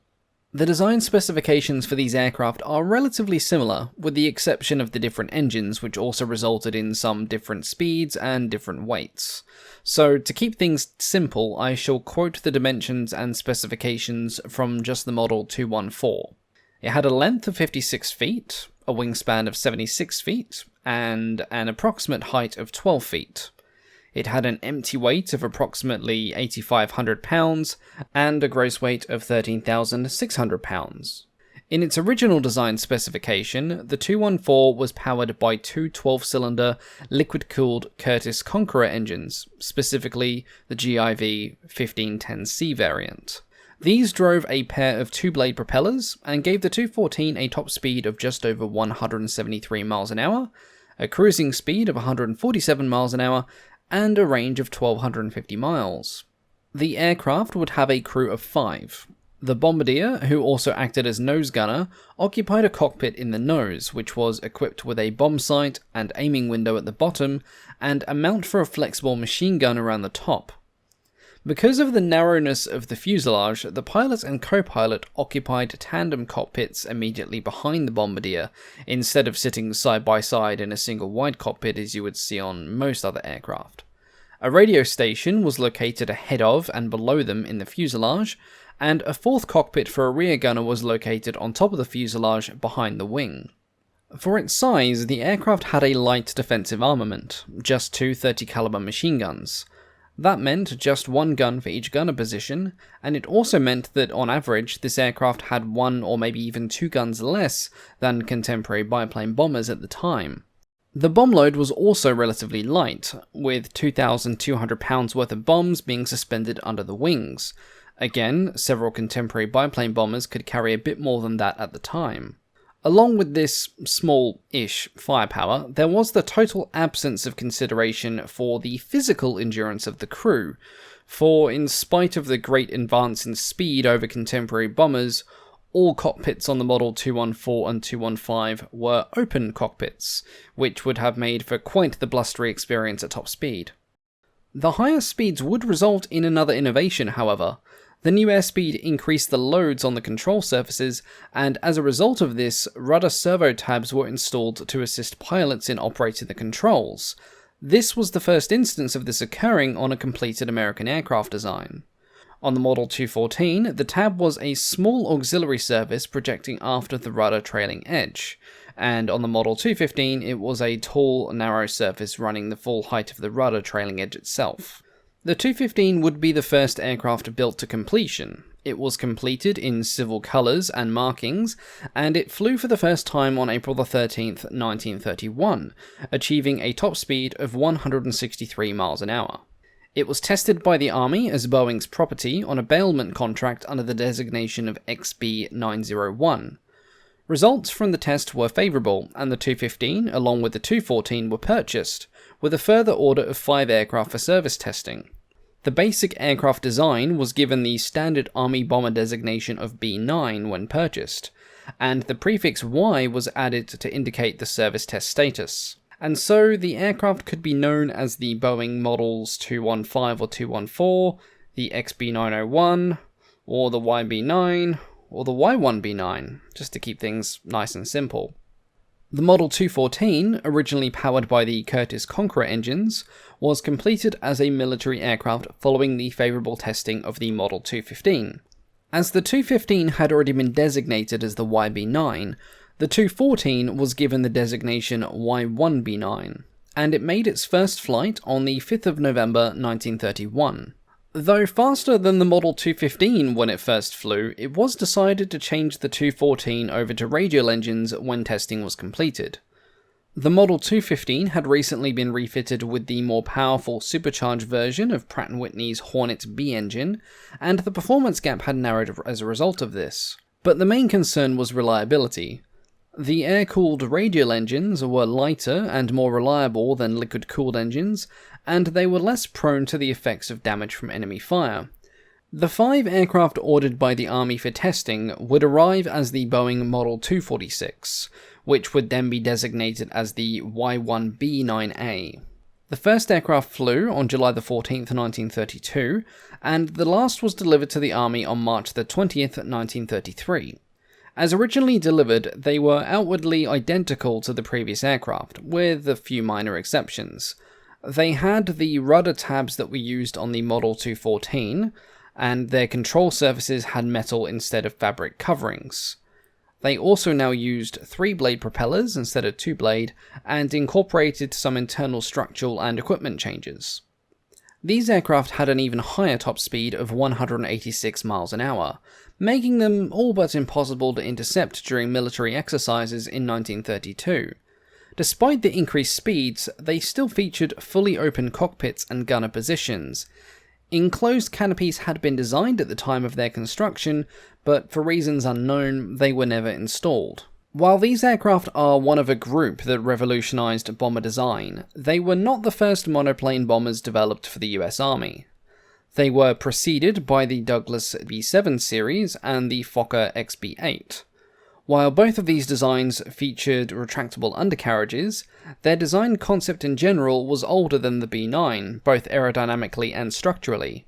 Initial Army enthusiasm following the appearance of the Model 215 brought unofficial assurance of sizable production orders, and Boeing believed they had a profitable future with their new aircraft. However, the risks involved in pioneering in a highly competitive industry soon became apparent when Glenn L. Martin Company brought out their own private design. This aircraft was slightly newer in design than the Boeing and had better performance. The Army was impressed, and they awarded large production orders under the designation of B-10 and B-12. This would make the Martin B-10 America's first mass-produced bomber. This signalled the end of the Boeing YB-9. Of the 5 aircraft that were in service with the Army Air Corps, 2 would be destroyed in crashes in 1933, and the remaining aircraft were phased out of service shortly afterwards, with the last being withdrawn in April of 1935. Episode 8. The Yakovlev 2.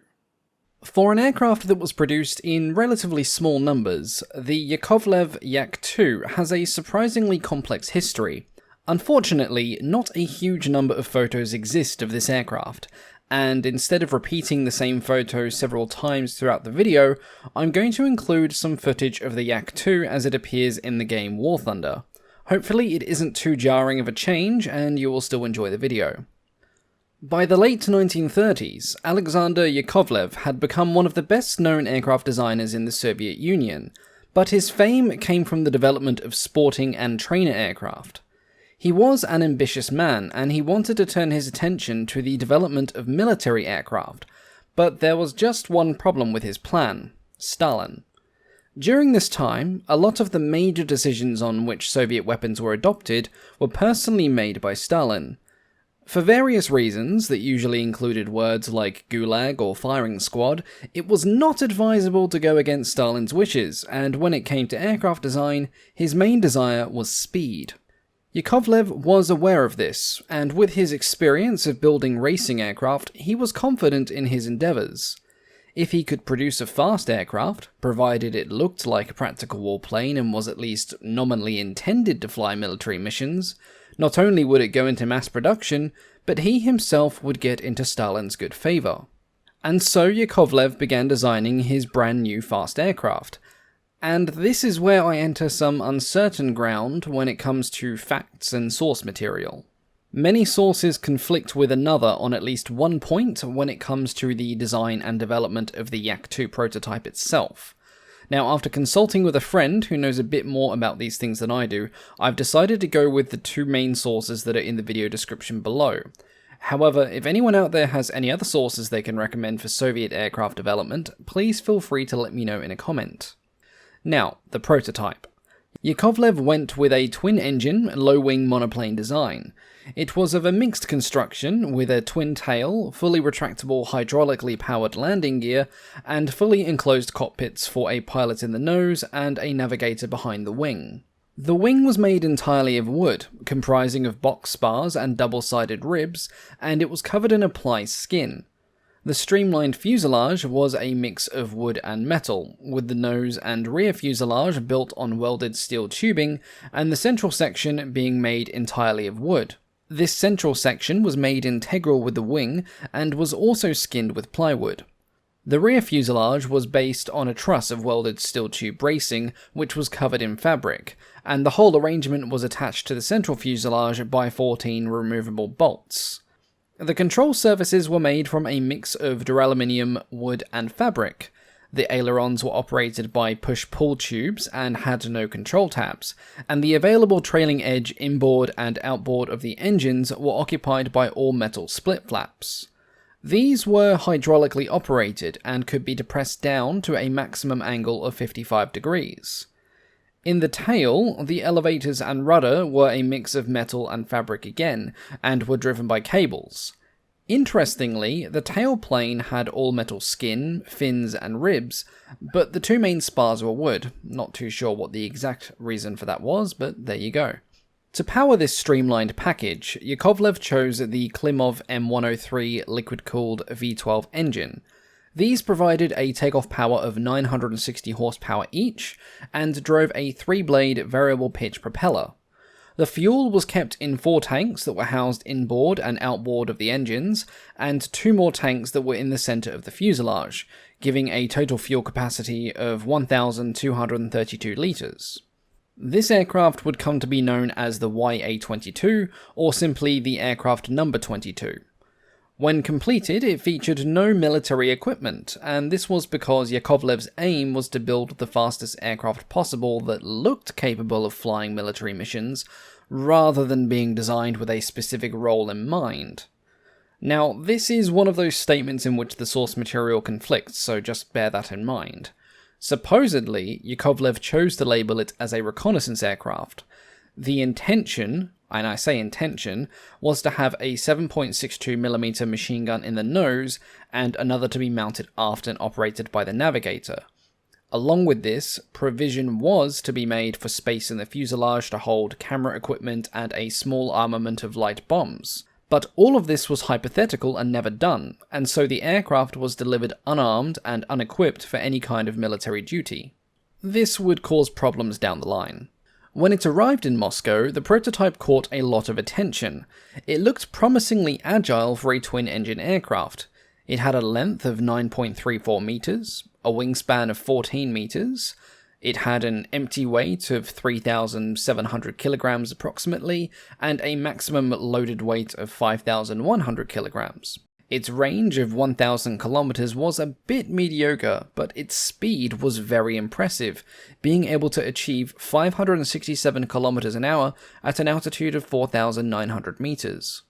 It took off for the first time from the Moscow Central Aerodrome in early February of 1939.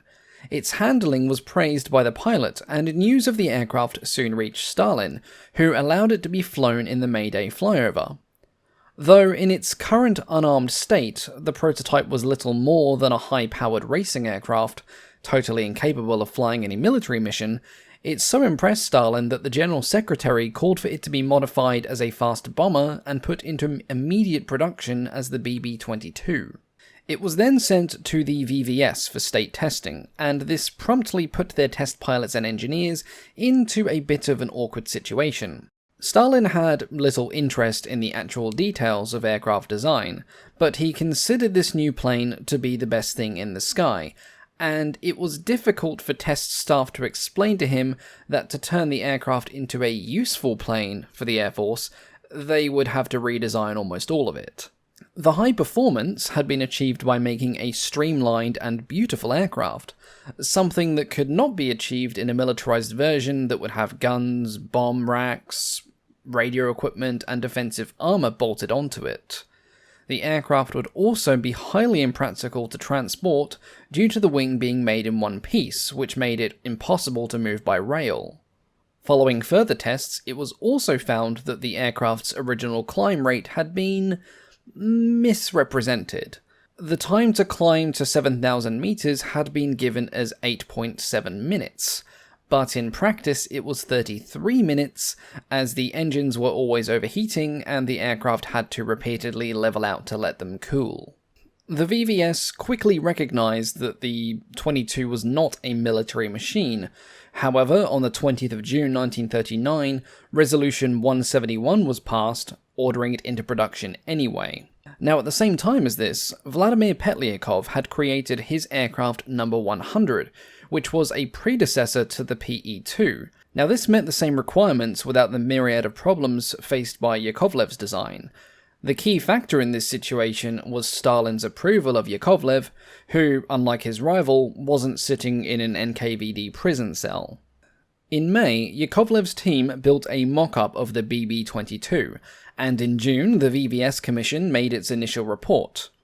It called for the BB-22 to carry a bomb load of 400 to 700 kilograms and have a rear defensive gun.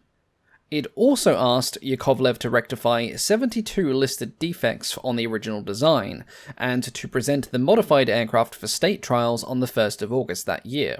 Yakovlev addressed some of the more serious of these defects, but most of them he ignored and never actually resubmitted the prototype. Instead, he just had 3,300 of the original drawings photocopied to speed things along, and the aircraft went into production in September. The first production version retained most of the original airframe, with the exception of a redesigned central fuselage that incorporated a bomb bay to carry 4 large bombs or several smaller ones. A fixed machine gun was installed in the nose, and the navigator was given a similar gun in a pivoting mount.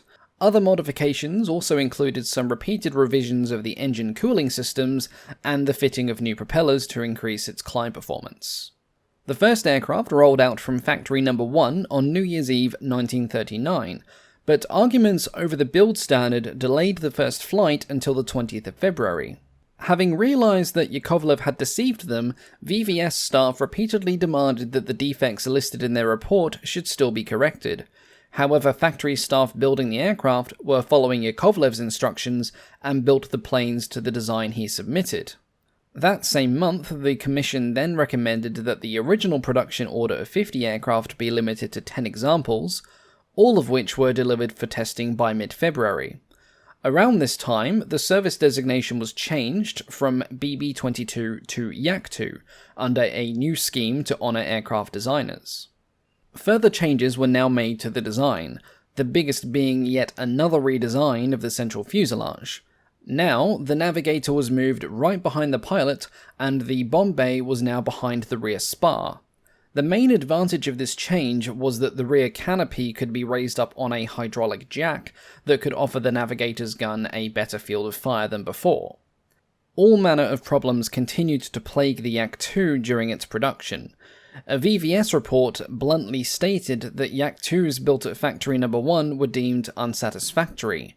There were problems with the engines overheating and maintaining power, there were instances of tail flutter, unreliability of the hydraulic systems, and most worrying was the tendency for the bolts securing the engines to fracture and break. The final VVS report showed that not only had performance sharply deteriorated, but the number of uncorrected faults had grown to 183, and calls began to grow for production to be stopped. After a VVS test pilot spoke out publicly about the problems, a particularly brave thing to do at the time, Stalin ordered an investigation. Yakovlev promptly shifted all blame onto Factory Number 1, and production was transferred over to Factory Number 81. The director of the factory tried to offload responsibility of the existing Yaks to the VVS, but to no avail. A factory one batch of 25 Yak-2s were supposedly so defective that they were actually unflyable. Factory 81 did its best to rectify the more obvious problems, and overall quality did improve, but the Yaks never reached a standard acceptable to the VVS despite production reaching over 100 units at this time. When the Germans invaded the Soviet Union, many of the Yaks were destroyed on the ground, which, considering their history, was probably for the best, and there was one unfortunate incident of friendly fire when an I-15 shot down a Yak-2, the aircraft being a somewhat uncommon sight in the sky itself. The aircraft's biggest contribution would be to serve as an example of how political favoritism can breed disaster in the world of aircraft design itself. Aside from the main production versions, 2 other prototypes were also explored. The R-12 was a reconnaissance version of the Yak-2 and had been included in the original 1939 design program. A single model was built and completed in June 1940, but Yakovlev didn't submit the aircraft for state testing due to the growing list of problems with the other models. An added problem was that the poor design of the wire antenna limited the radio to only half of its wave bands. The Yak-2 Cab, which is the model featured in War Thunder, was a prototype ground attack aircraft fitted with the CAV MV gun and bombing installation. This comprised of a ventral cannon pack and a special glazed nose for the bomb aiming equipment. Few details of this particular aircraft model survive, as all prototype work was halted after the German invasion. Attempts to rectify the faults of the Yak-2 would lead to the development of the Yak-4, also known as the B-22 Biz. The main difference was the installation of M105 engines, each rated at 1050 horsepower. The rear fuselage was redesigned and lengthened, and various improvements were made to the engine mountings, cooling, and fuel systems. It replaced the Yak-2 in production in November of 1940. Total production of the Yak-4 was about 100 units, bringing the total number of the series aircraft up to 201. The final 22 aircraft were delivered in April of 1941, but crews hardly had time to convert to the new planes before the war kicked off in June. Attrition was high, mainly due to enemy attacks on airfields and teething problems with the new planes themselves, and so, despite what appeared to be a promising start in 1939, Yakovlev's first foray into combat aircraft was anything but smooth. He would, of course, go on to redeem himself with other designs during the war, but that's a story for another day. Episode 9. The Caproni Ca.90. The Caproni Ca.90 was perhaps one of the most impressive aircraft designed in the 1920s, along with being one of the most obscure. It represented the culmination of Gianni Caproni's ambitions for building huge, imposing aircraft. From the day he founded his first company in 1908, Caproni always leaned towards the development of large aircraft, specifically bombers. In World War I, he developed several bomber designs, the most numerous of which was the large and successful Ca-3 series. After the war, he continued to develop larger and more advanced aircraft, as well as some curious oddities like the Novoplano that we looked at in a previous video. In the mid-1920s, Caproni designed the Ca-79, which was a Sescaplane bomber. The design proved to be a success, though it was not built in numbers, and Caproni quickly moved on to larger Sescaplane designs, the next being the Ca-80 and the Ca-85. During this period, he drew up over a dozen different designs. Some were transports, some were passenger liners, and some were bomber designs as well. A few of these designs were amongst the largest he had conceived up to this point, and indeed a few of them were amongst some of the largest biplanes built at the time, though they seem to have been mostly forgotten by history. The Ca-79, for example, had a wingspan of 33 meters, which was larger than all but 2 or 3 other designs at the time, but Caproni wanted to push this even further and designed the largest plane in the world. The result would be the Ca-90 heavy bomber. Design work began in the late 1920s, with most of the construction being carried out in 1929. To say this was a large biplane would be an understatement.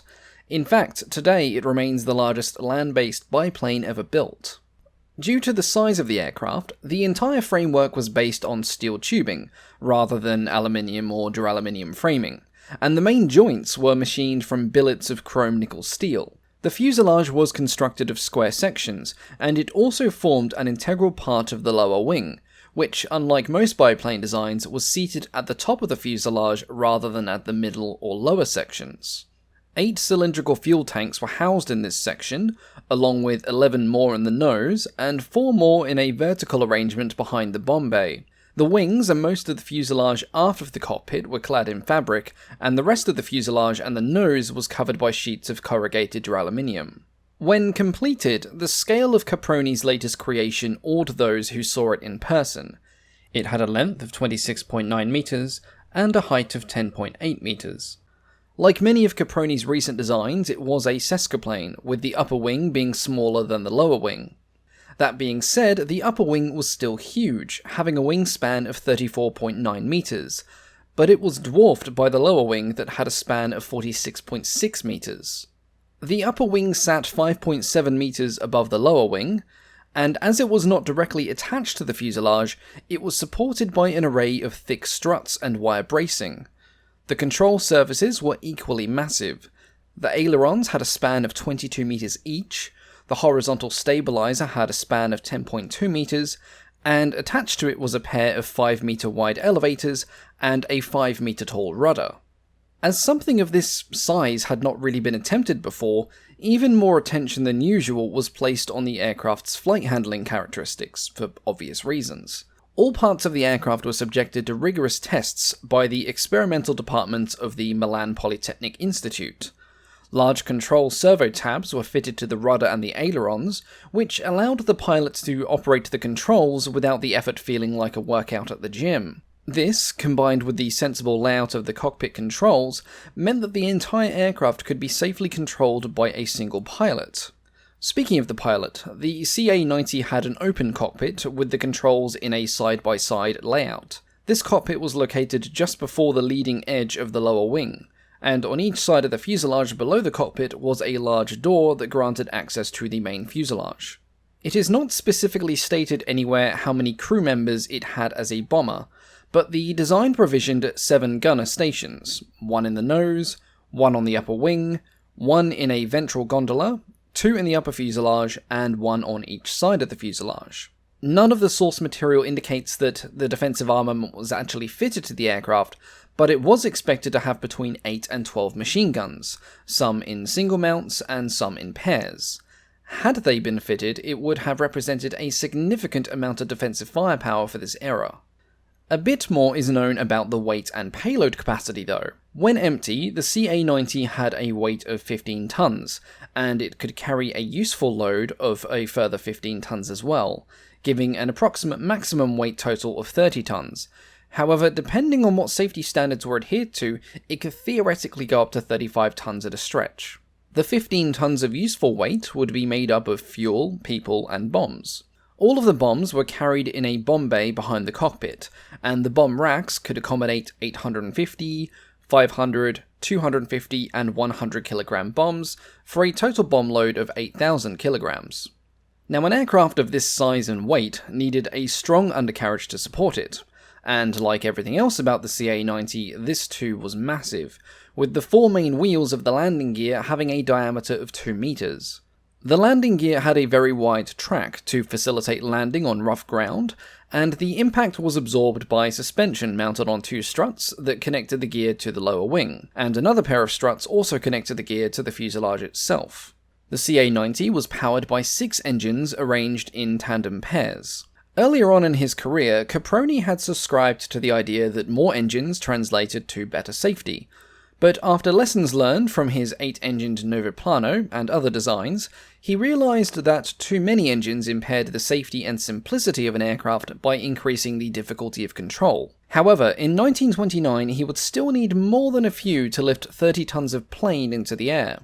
The engine that Caproni selected was the powerful 57-litre W16 Isotta Fraschini Asso, which gave 1,000 horsepower. This gave the aircraft a total power output of 6,000 horsepower, and is why the aircraft is also sometimes known as the Caproni 6000.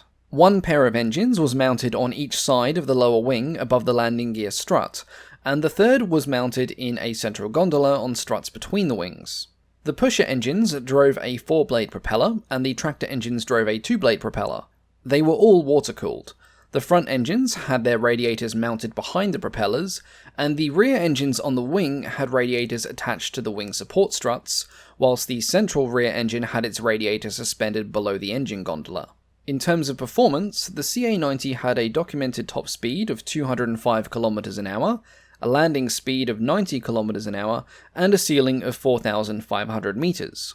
Though not the fastest aircraft in the world, it was still fast for a biplane of this size, and it could boast an operational range of 1,400 kilometers whilst carrying an 8,000 kilo bomb load. On the 13th of October 1929, Caproni's giant biplane took off for the first time, flown by test pilot Domenico Antonini. It was the largest land plane in the world, and almost the largest plane in general, but the Dornier Do-10 just beat it in total wingspan. Antonini immediately praised the aircraft's handling, claiming that the massive plane had surprisingly light and balanced controls, and that it felt no more difficult to fly than an ordinary passenger aircraft. He would continue to fly the CA-90 for all of its tests, and had no difficulty setting multiple load, altitude, and endurance records. Perhaps the most impressive of these records was when he got the bomber to carry a 10,000 kilo load at 3,200 meters for 3.5 hours. The test flights also allowed Caproni to demonstrate the versatility of his new aircraft. Though nominally designed as a bomber, it could easily be converted to a number of auxiliary roles. Removing the bomb bay would allow the large fuselage to be readily adapted for commercial use as a transport for passengers, freight, or mail. In this guise, it would have an estimated range of at least 2,000 kilometers, and the aircraft was expected to be capable of transatlantic flights with the provision of some additional fuel tanks. This argument was also supported by the rapid advancements in engine technology. Caproni stated that if engines of 1,500 or 2,000 horsepower became readily available, the aircraft would only need 3 or 4 rather than the 6 currently, which would of course save weight and improve efficiency. It was also hoped that the aircraft could cut into the flying boat market. From the outset, the fuselage was designed to be watertight so that it could be converted into a seaplane when needed.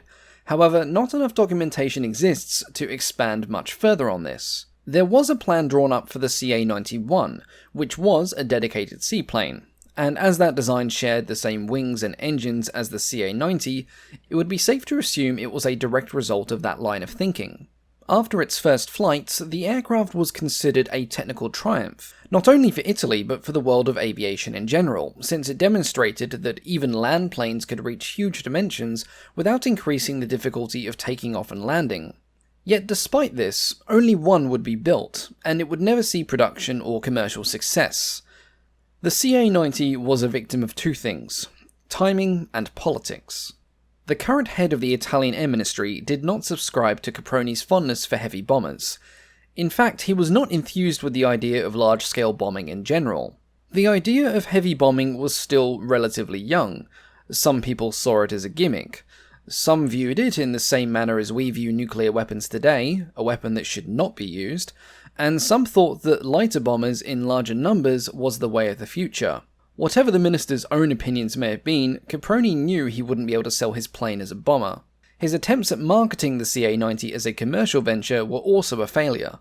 A proposal was made to convert it to carry up to 100 passengers over long-distance international routes, but the onset of the Great Depression put paid to any consideration of the idea in Italy. The same situation unfolded when an attempt was also made to market the aircraft to the United States. The design was promising, but the money just didn't exist. And so, the largest biplane ever built would remain a one-off. By the time the world had recovered from the Great Depression and the transatlantic routes were beginning to grow, aviation had moved on to all-metal monoplanes and flying boats. In terms of biplane design, nothing of this scale would ever be attempted again, and despite being the world's largest biplane, the CA-90 was largely forgotten. But, like several other large and obscure planes of recent note, it recently re-entered the public view when it was depicted in the Studio Ghibli film The Wind Rises. Episode 10. The Blackburn Cubaroo. The Blackburn T-4, known more commonly as the Cubaroo, was a particularly large biplane that was designed in the early 1920s. It was developed during a time of great activity in the field of naval aircraft design. World War I had demonstrated how air power could influence the course of the war at sea, and the first use of air-dropped torpedoes against large ships proved that the aircraft could be used as an anti-capital ship weapon.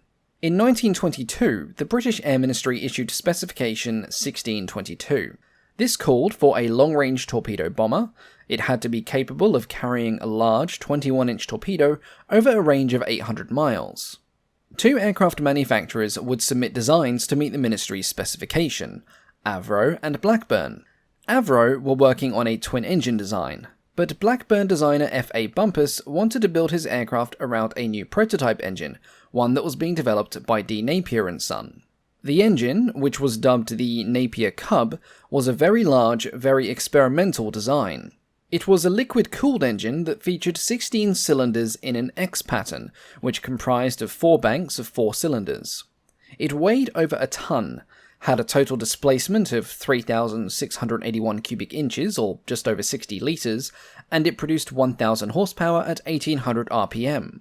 The engine had already flown successfully in 1922 in the Avro 549 Aldershot, and Blackburn were confident that it could serve well in their own design. Carrying a 21-inch torpedo in 1922 was no easy feat. They weighed on average 1.5 tons, and it was hoped that this single powerful engine would allow them to keep the design more simple, and thus cheaper, than an equivalent design that utilised 2 smaller, less powerful engines. Bumpus submitted his design, and the ministry awarded a contract for the production of 2 aircraft prototypes at the end of 1922. Work began on the first Cubaroo in 1923 at Blackburn's Olympia Works. During its construction, the plane was shrouded in secrecy, and it was not until August 1924 that select members of the press, the Air Ministry, and some international government representatives were invited to inspect the aircraft for the first time. When it first rolled out of the hangar, the Cubaroo would have been quite the sight to behold, being one of the largest single-engine aircraft in the world at the time. It was built around a central fuselage that comprised of a tubular steel structure, and this structure was then clad in a mixture of stressed fabric and duraluminum panels. The fuselage, which was no less than 11 feet deep at its forward end, occupied almost the entire gap between the wings, but tapered sharply towards the rear. It was built integral with 2 tubular steel girders which projected out on each side. These girders were used to mount the 2 separate undercarriages that were required to support the heavy structure above. They also formed the front and rear spars of the bottom center section of the lower wing, from which 2 more spars rose up at a diagonal angle to connect to the fuselage. This formed a very rigid support structure for the enormous proportions of the front fuselage, which of course was dictated by the size of the Cubaroo's engine. The 2 undercarriages were each fitted with a pair of wheels that had a diameter of 4 feet each, and they were spaced well apart with an unobstructed space for the fitting of the 21-inch torpedo. The rear fuselage was supported on a bungee-sprung tail skid. This was braced to the bottom by 2 slanting struts, and to the top by 2 others lying parallel and external to the sides. A biplane tail unit was chosen, for at the time they were still in high favour due to their structural advantages. It was equipped with 2 normal fins with balanced rudders, a large central rudder, horn-balanced elevators, and variable incidence tailplanes. The 2 main wings of the aircraft were massive, at least by the standards of single-engine aircraft of the day, and they both had a span of 88 feet. They maintained a constant chord of 11 feet 6 inches, and had a slight dihedral to maintain lateral stability. One source also stated that the outer section of the wings also had a slight sweepback, but from the photos I've seen and the aircraft drawings, I think this may not have actually been the case. To reduce the hangar space required to store an aircraft of this size, the outer panels of the wings were hinged to the centre section and could be folded back for storage. In terms of overall dimensions and performance, the Cubaroo had a length of 54 feet, a height of 19 feet 4 inches, and of course, as mentioned earlier, a wingspan of 88 feet. It had an empty weight of 9,632 pounds, and a maximum takeoff weight of 19,020 pounds when carrying the torpedo. When loaded, it had a maximum speed of 115 miles an hour, and an absolute ceiling of 11,800 feet. Its operational range would differ depending on its configuration, but with maximum payload it had a range of 1,800 miles and an endurance of 10 hours. The Cubaroo was operated by a crew of 4, a pilot, a navigator, a bomb aimer who also served as a gunner, and another gunner. The pilot and navigator sat side by side in an open cockpit ahead of the leading edge of the upper wing and over the rear part of the engine.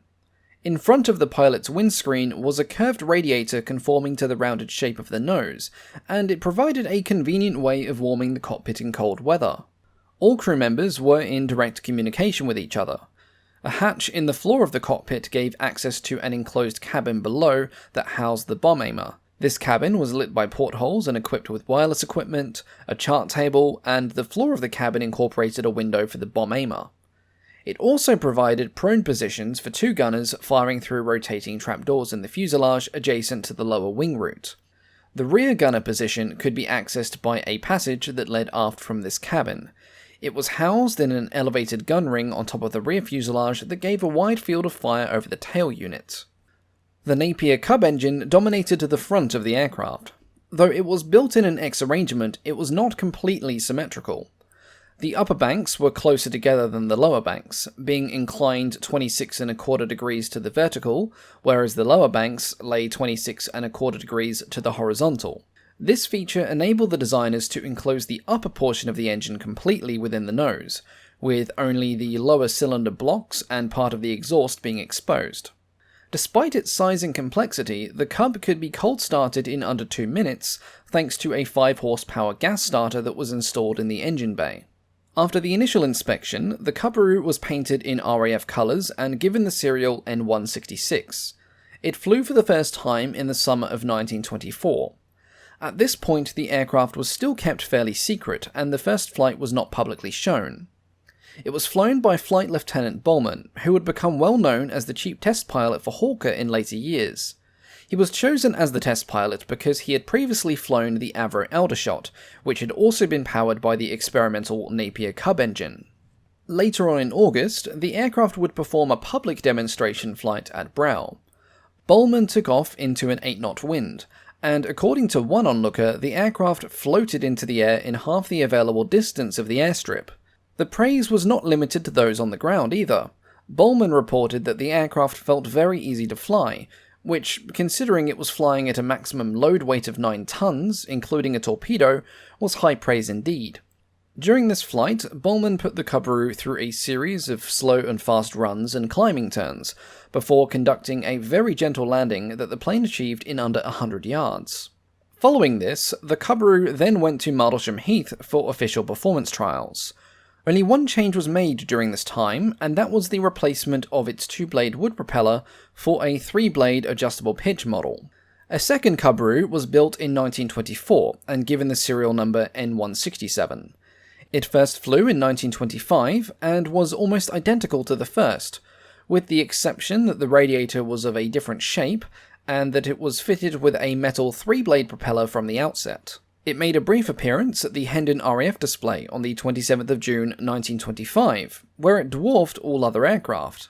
It greatly impressed onlookers during the main flypast, with its huge size and massive engine providing a symphony of noise that drowned out all others.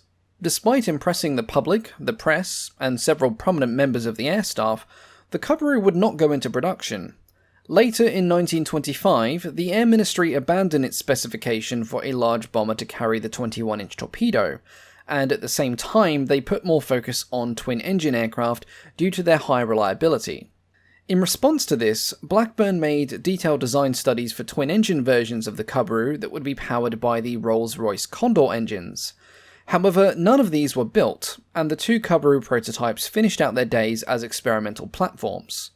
The first prototype was written off after its port undercarriage collapsed in 1925, but the second one carried on for another year, being used as a testbed for the experimental Beardmore Simoon 8-cylinder engine.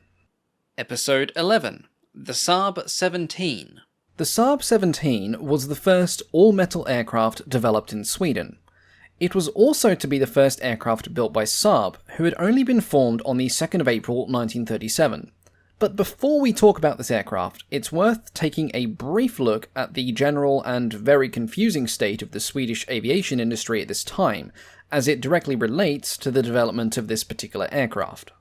Throughout 1936 and 1937, questions and answers were being put forward on how to form a modern Swedish aircraft industry.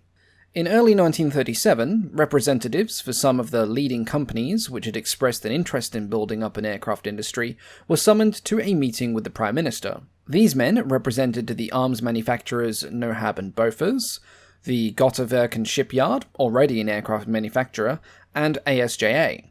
Unwilling to disclose any preferences or appearances of favouritism, it was decided that the best solution would be the formation of a new company. However, this too was also fraught with difficult choices. Before a final decision could be made, a third solution was presented. NOHAB and ASJA joined forces early in February and presented government with a joint alternative. The idea was that NOHAB would form a subsidiary, SAAB, and then SAAB and ASJA together would then form a new joint venture called the United Aircraft Works, which would be known as AFF. AFF would be responsible for development and deliveries, while construction and manufacturing was to be split between the two companies.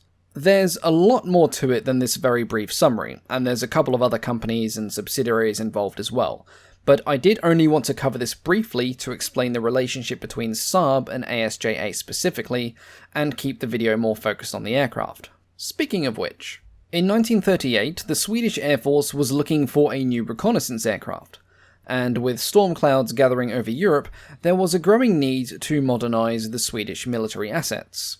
Two designs would be submitted, one by AFF and the other by ASJA directly. ASJA had not been comfortable with the design submitted by the AFF Design Office, and had made a parallel design of their own.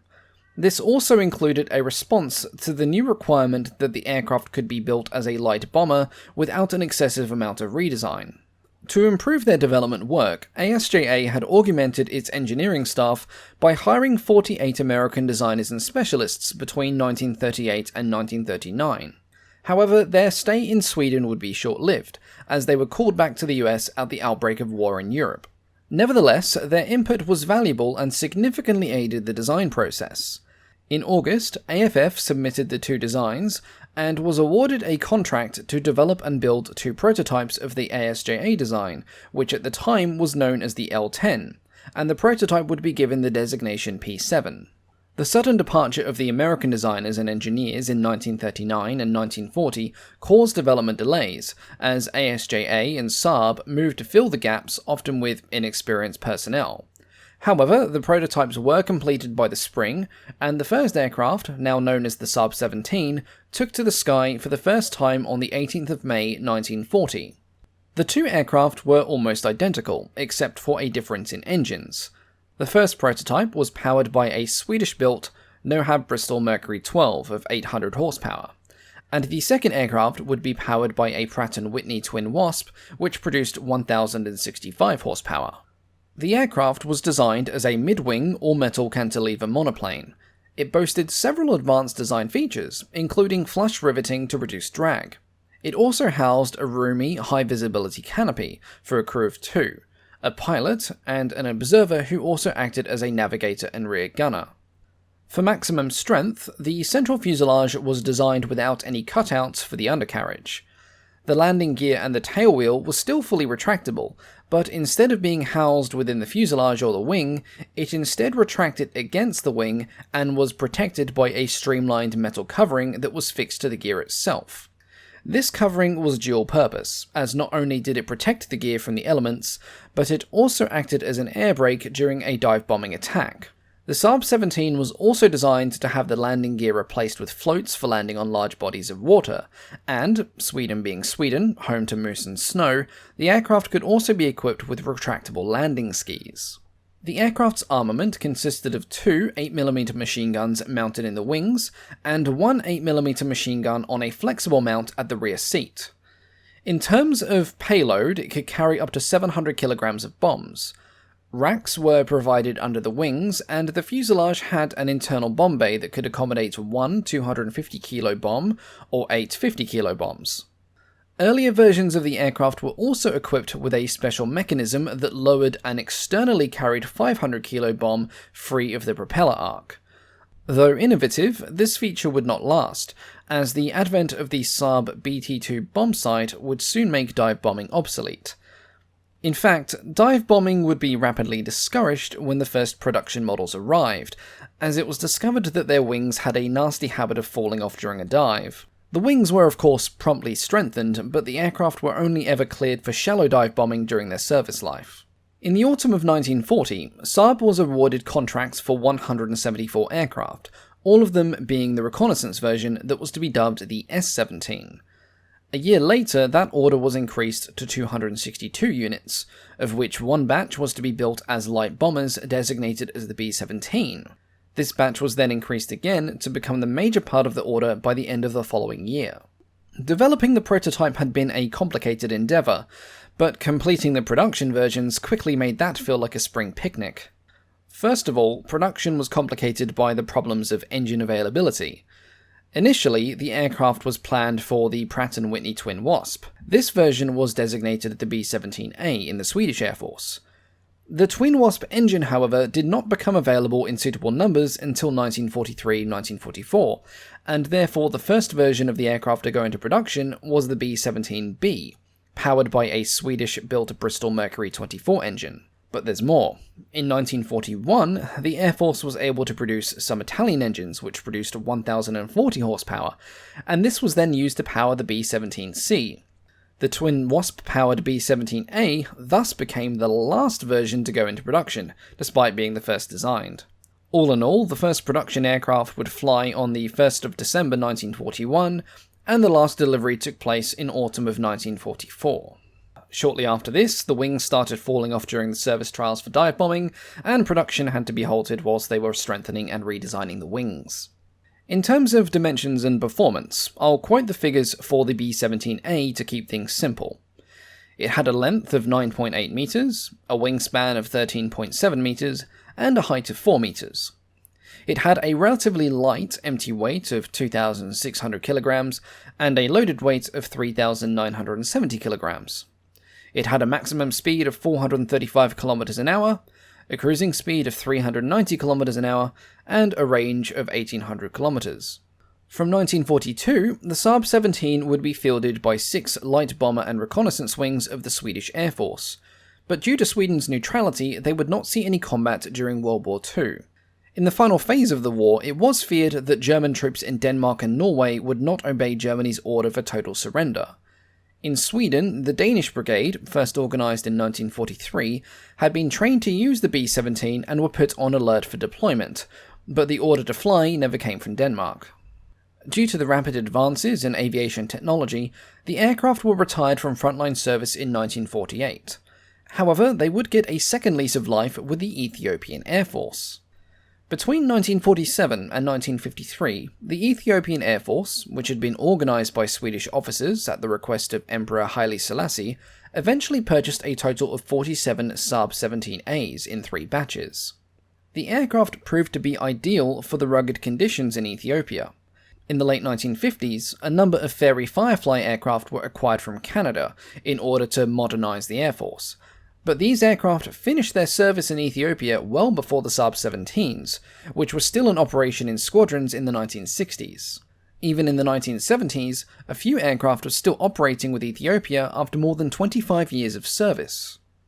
Starting in 1951, the Air Board released a number of SAAB 17As to serve as civil registered target towing aircraft for the Swedish Armed Forces. The aircraft were still owned by the Air Board but were operated by private companies. Eventually, a total of 20 SAAB 17s were on the Swedish Civil Register. 2 SAAB 17 seaplanes were also in civil use between 1949 and 1951. 1 target towing plane was sold to Austria in 1957, and 2 years later, 2 more similar aircraft were also sold to the Finnish Air Force. Several models survive to this day, including a pair that are kept at the Swedish Air Force Museum, with one of them still being in an airworthy condition. Episode 12. The Tupolev ANT-4. Since the earliest days of aviation, Russia has never shied away from big designs.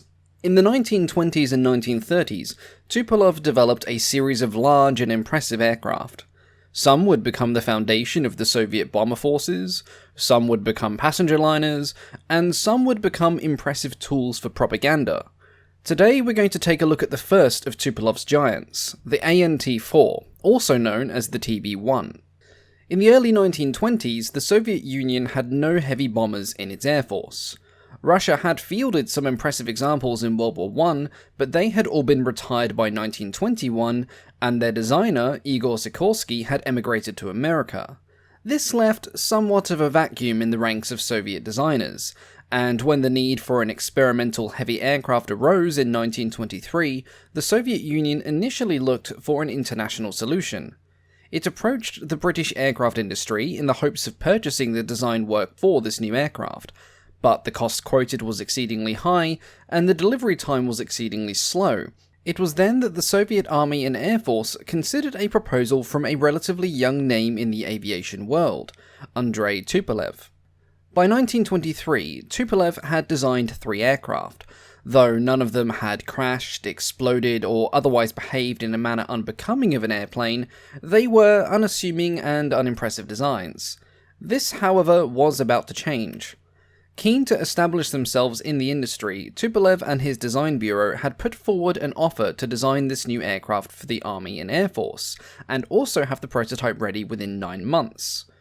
The offer was quickly accepted, and work began on the 11th of November 1924. The prototype, which was designated ANT-4, being Tupolev's 4th design, was built on the design principles established by his earlier projects. It took a lot of inspiration from the technology pioneered by Hugo Junkers, featuring an all-metal skin of corrugated duraluminum with steel used for the ribs, frame, and undercarriage. This rather annoyed Hugo, who had viewed the Soviet Union as a potential customer rather than a competitor, and he tried to sue the design bureau and Tupolev personally for infringing on his patent. However, this attempt was unsuccessful, as pretty much every other manufacturer was now doing the exact same thing. The prototype was completed by the 11th of August 1925, and after knocking down some walls of Tupolev's workshop, all of the relevant parts were taken for assembly at Moscow's central airfield at Kudinka. When assembled, it represented the first all-metal bomber to be completely developed and built by the Soviet Union. A considerable achievement considering the shortage of skilled workers, poor working conditions, the complexity of the aircraft's design, and the equal complexity of sourcing high-quality materials. It was also the first Soviet aircraft to be wind tunnel tested. However, no photographic evidence of this exists, as many of Tupolev's archives were put to the torch when the Germans advanced on Moscow in 1941. The ANT-4 was Russia's largest aircraft built up to that time, and only a handful of other aircraft in the world were bigger. It had a wingspan of 29.6 meters, a length of 17.3 meters, and a height of 5.1 meters. The wings were constructed in sections, 2 central sections and 2 outer sections.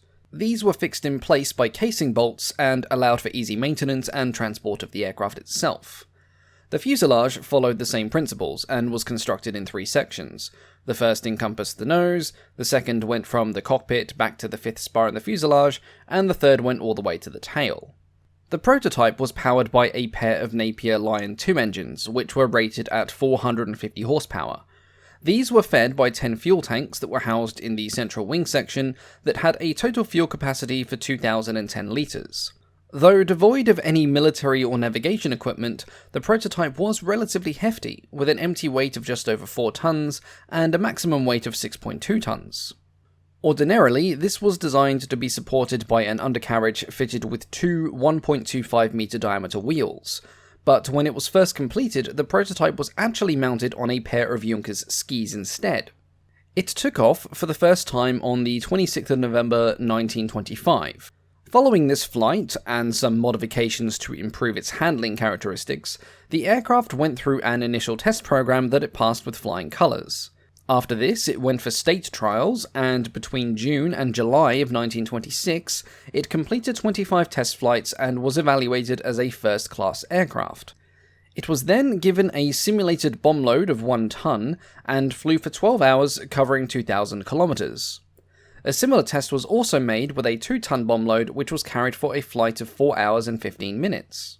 The Commander-in-Chief of the VVS was thoroughly impressed with Tupolev's new aircraft, and it was ordered into production as the TB-1, or Heavy Bomber Type 1. During this time, it was also decided that further development of the aircraft's power plant was required.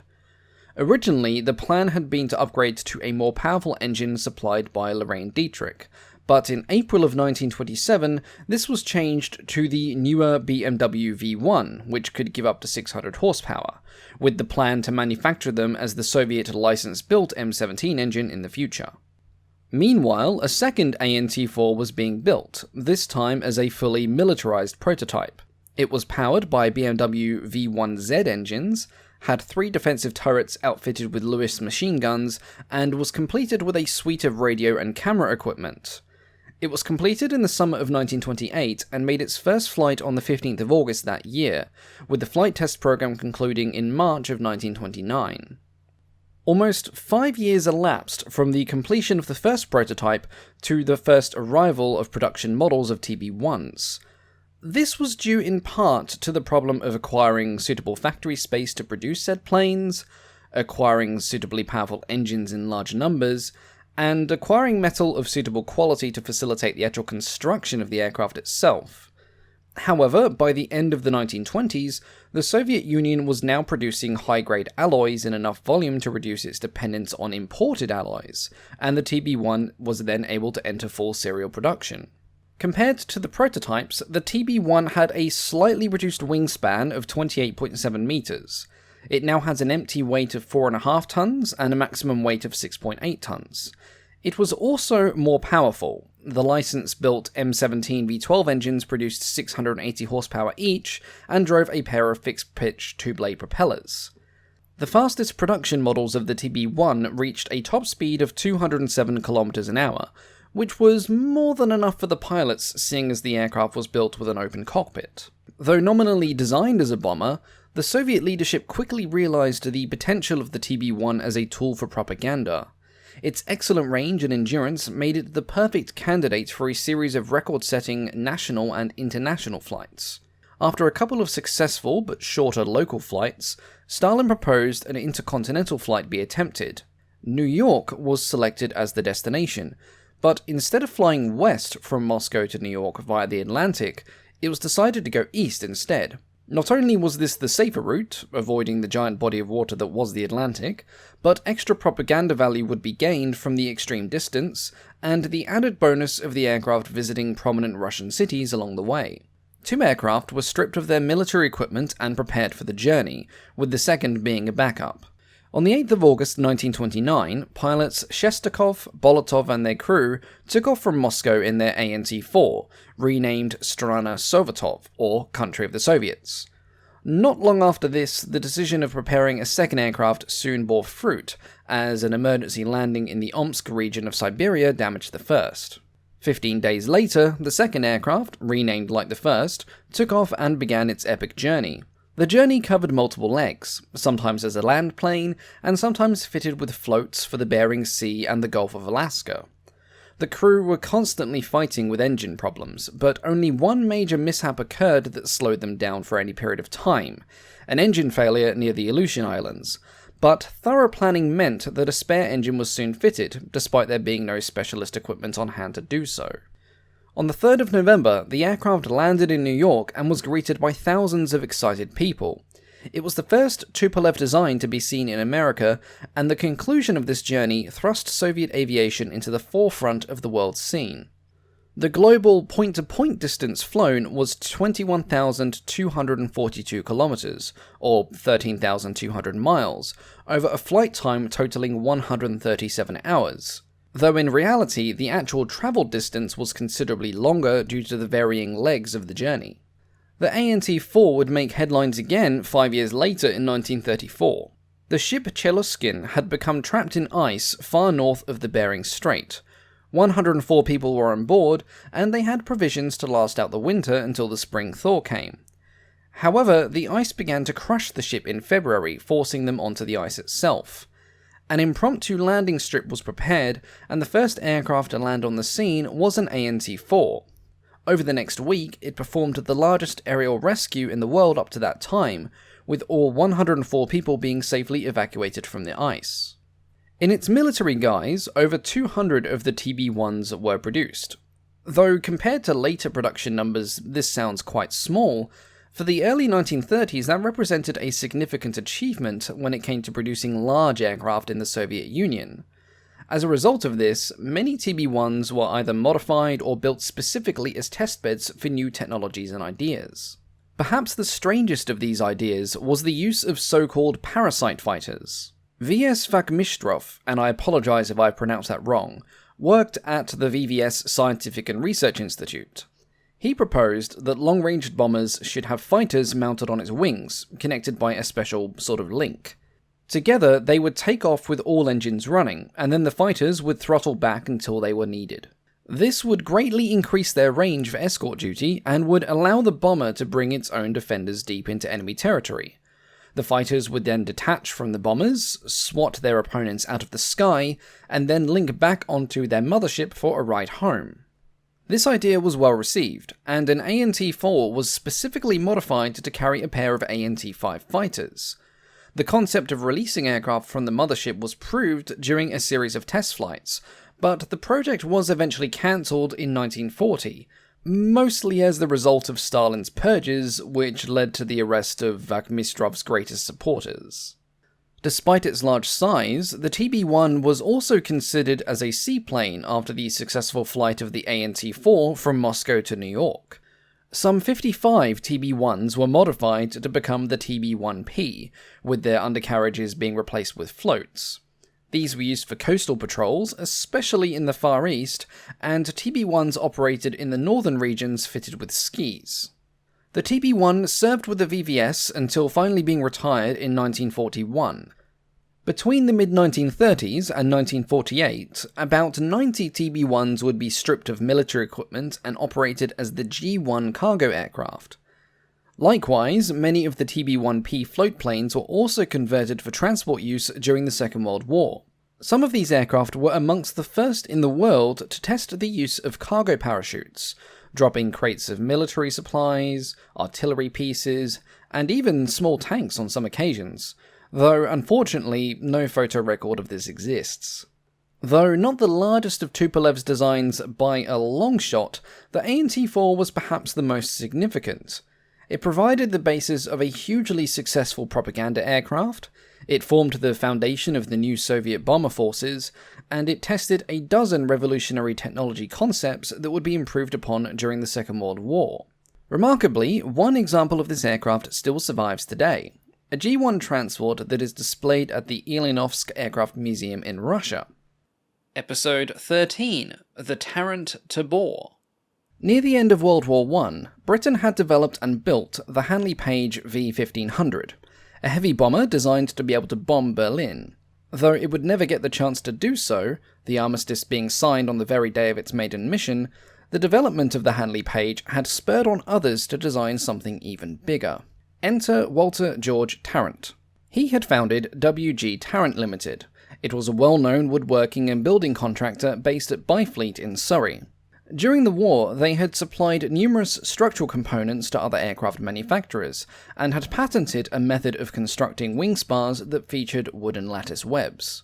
In 1917, Tarrant wanted to move from producing aircraft components to building a complete aircraft himself. He took out a patent for latticed braced circular girders that would be used in large aircraft construction, and assembled a small design team.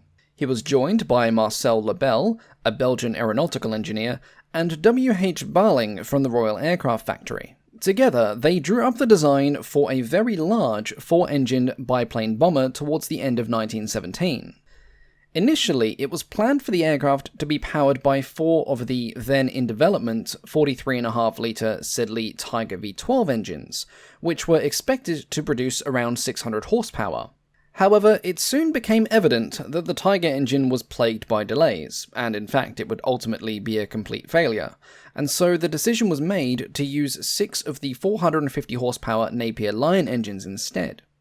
Due to this change in engine number, a third wing would be added to the aircraft, the central wing being of the widest span, and the upper and lower wings of smaller but equal span. In this new configuration, 2 pairs of tandem engines would be installed between the lower and middle wing, and 2 single engines would be mounted between the middle and the upper wing. The 4 tractor and 2 pusher engines would all drive 2-blade fixed-pitch propellers. To support the added weight, additional center section struts ran diagonally from the upper wing through the central wing before connecting to the central lower fuselage, in effect creating a huge, and hopefully very strong, Warren truss. Strength would definitely be needed, for not only was Tarrant's aircraft now going to be exceedingly tall, but it was still designed to carry a very heavy bomb load. No exact figure was given for a maximum total bomb load, but the designers had intended for it to carry approximately 20 230-pound bombs, so based off that, it would have a total payload capacity of around 4,600 pounds. The bombs themselves would have been carried under the central wing section of the lower wing. Due to the truss structure connecting the wings, this heavy load would be spread throughout the entire wing structure rather than putting all of it just on the lower wing and the fuselage.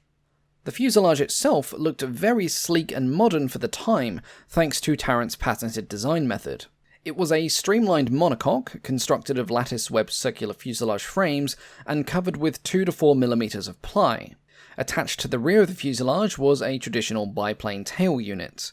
It comprised of 2 tailplanes, the lower of which had a horn-balanced elevator, and the upper had a trimming surface that could be operated by a handwheel in the cockpit. A second elevator was mounted in the tailplane gap, but I cannot find evidence as to whether this had a balancing horn like the lower one did. It would not surprise me, as pitch stability was of prime concern when designing the aircraft, especially after adding the additional 2 engines so high above its centre of gravity. The aircraft would be supported by 2 massive undercarriage structures.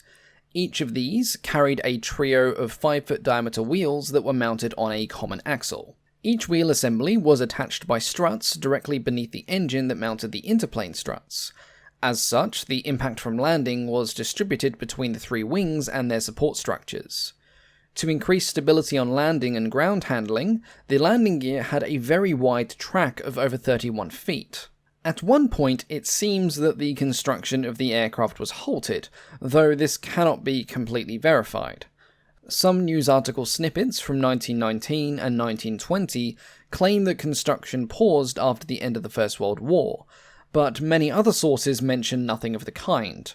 Either way, it seems that the construction of the aircraft was completed around the middle of spring 1919. Due to the considerable height of the aircraft, it was decided to complete its final assembly in a huge balloon shed at Farnborough, with the finished aircraft being moved in and out of the hangar sideways on a specially built pair of railway tracks. Tarrant's prototype bomber was complete by May of 1919, and it was given the serial designation F-1765. To a public onlooker at the time, it must have looked almost ridiculously big. The aircraft had a maximum wingspan of 131 feet 3 inches, a length of 73 feet 2 inches, and a considerable height of 37 feet 3 inches. For comparison, that makes it taller but shorter than the Caproni 90, which was the largest biplane ever built. The aircraft had been completed to accommodate a crew of 6, which included 2 pilots.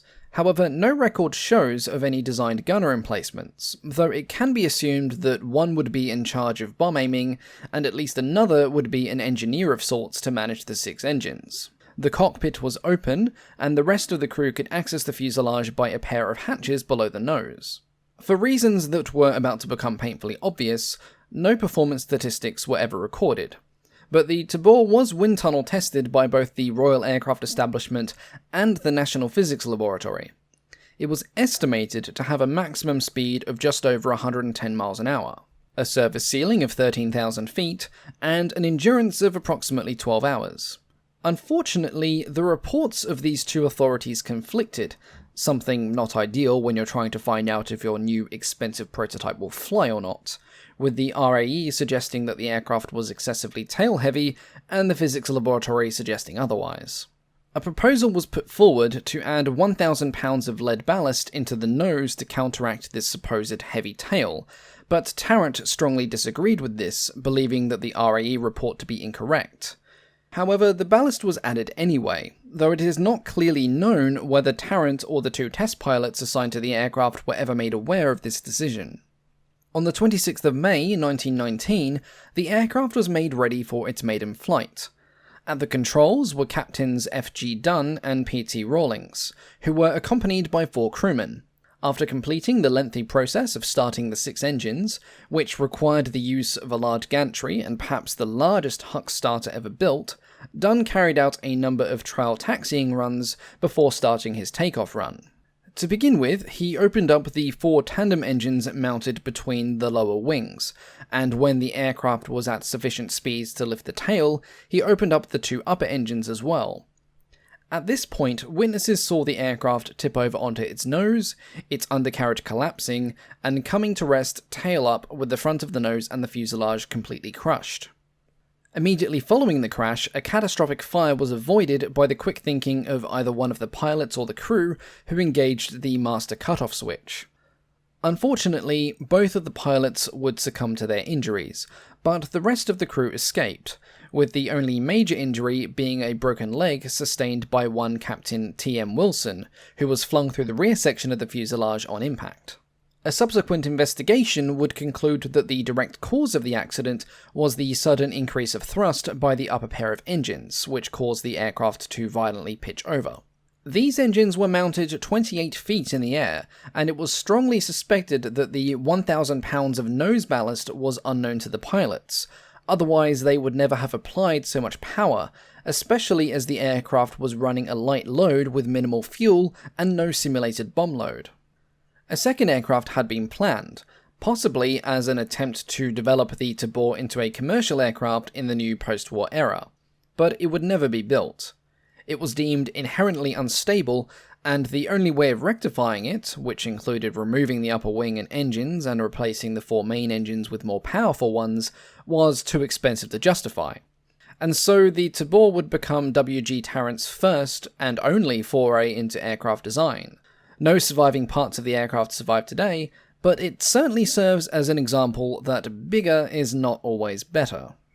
Episode 14. The Bell YFM-1. The Bell Airacuda could best be described as an expensive mix of innovations and oddities. During the mid-1930s, the idea of the heavy fighter was taking hold. Bomber technology was advancing at a terrific pace, and although many subscribed to the idea that the bomber would always get through, many also thought that fighter protection would remain a necessity. As a result of this, heavy fighters would be contemplated by many nations, as both bomber escorts and bomber hunters. In 1936, this very concept was being considered in the United States. Development of the Boeing B-17 was underway, and an operational requirement was issued for a long-range escort fighter. 2 manufacturers would submit designs for this requirement, Lockheed and Bell. The Bell Aircraft Corporation was a new player on the highly competitive field that was the American aircraft industry, and the company needed to make a name for itself. The 2 competing manufacturers were awarded preliminary design contracts, and both submitted their proposals to the Army Air Corps by the deadline of March 15, 1936. Bell's proposal was the XFM-1, which would become known as the Airacuda. At a casual glance, it resembled a medium bomber more than a heavy fighter, and many people in fact referred to it simply as a bomber hunter rather than a fighter at all. It had an all-metal structure that was built around a pair of supercharged Allison V1710 engines, and a powerful offensive armament.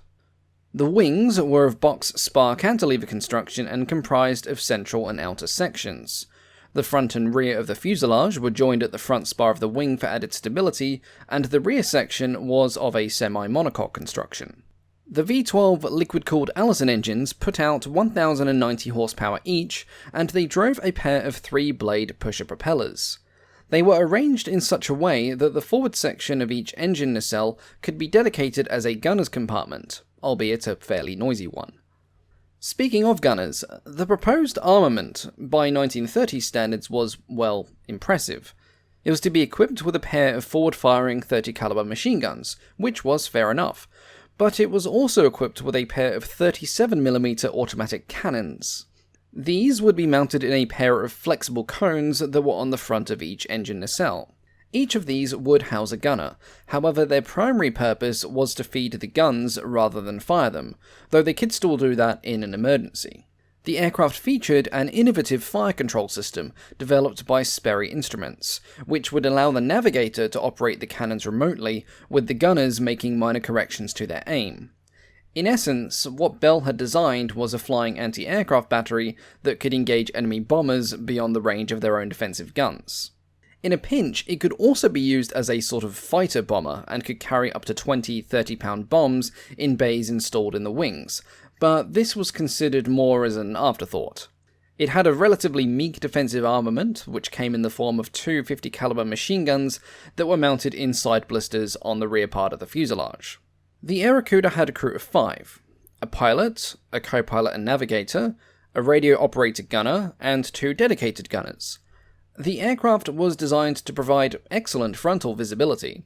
A plexiglass enclosed cabin extended from the nose all the way aft of the navigator's station, and the engine nacelles offered good visibility for the gunners as well.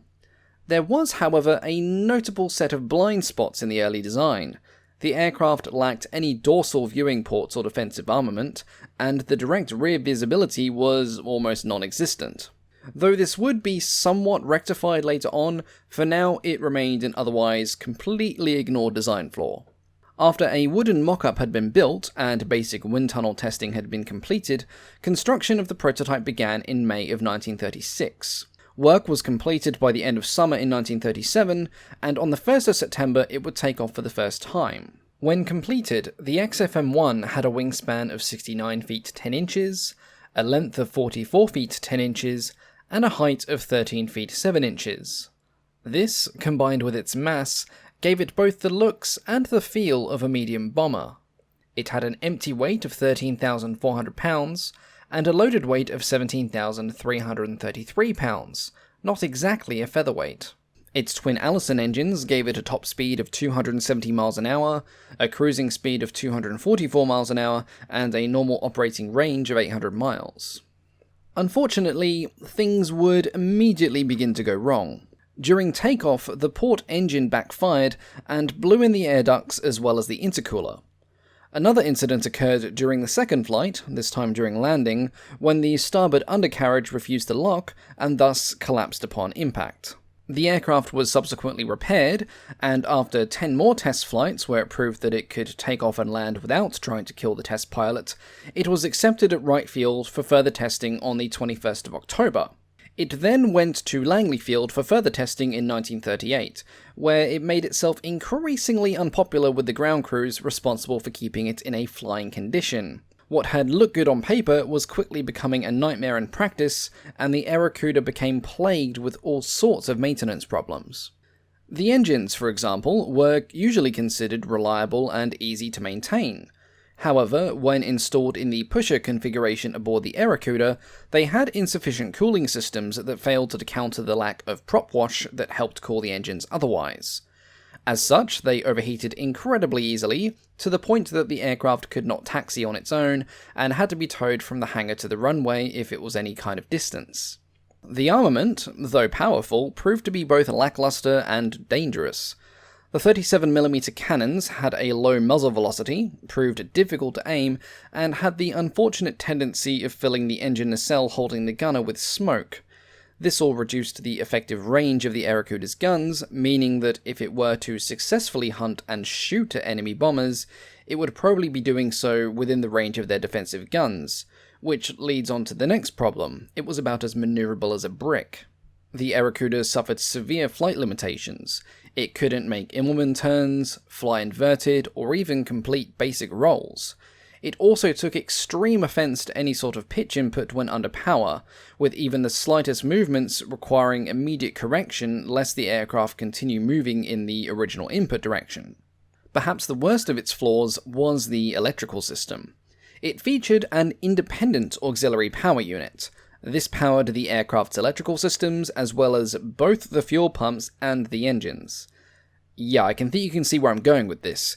If said power unit were to fail, and fail it did, then the unlucky pilot would have no fuel pressure, and thus no engines, and also no hydraulic pressure for the gears or for the flaps. This happened on more than one occasion, and Ben Kelsey, who did many of the first test flights, was very lucky that he could either land the plane safely, or his crew could restart the APU before the plane lost total control. Despite repeated attempts at killing the pilots, hotboxing the gunners, and driving the ground crew to tears, the XFM-1 was put on display alongside several other Air Corps prototypes, including the Bell XP-39, at the Bowling Field exhibition in January of 1940. During this time, a new version of the aircraft was being built. Back in 1938, not long after the first prototype was completed, the War Department had given a contract for 13 more aircraft for service testing. 9 of these would be completed as the YFM-1.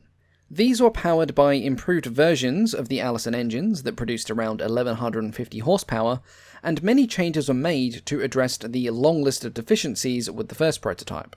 The engines were now housed in modified cowlings, and the air intakes were moved into the wing leading edge in an attempt to address the overheating issue. The engine superchargers were now built into the nacelles themselves, and propeller spinners were also added. The issue of defensive blind spots was finally revisited. The fuselage was lengthened and redesigned, with a periscope being fitted under the nose to detect threats from the underside. Along with this, the side blisters were replaced with hatches, and the machine guns were repositioned in ventral and dorsal hatches near the wing trailing edge to provide a better overall field of fire. The first YFM-1 made its maiden flight on the 28th of September 1939. 3 of the delivered aircraft would be completed as the YFM-1A, which had a nose wheel undercarriage added to improve its takeoff and landing characteristics. Unfortunately, this rather backfired as they quickly developed a horrific nose wheel wobble. This was only solved after numerous tests involving a car fitted with the Airacuda's nose wheel as a sort of Frankenstein testing unit.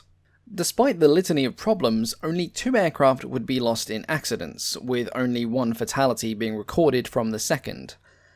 That being said, losing 2 aircraft from a batch of just 12 still doesn't represent a glowing safety record, and the 13th was never completed.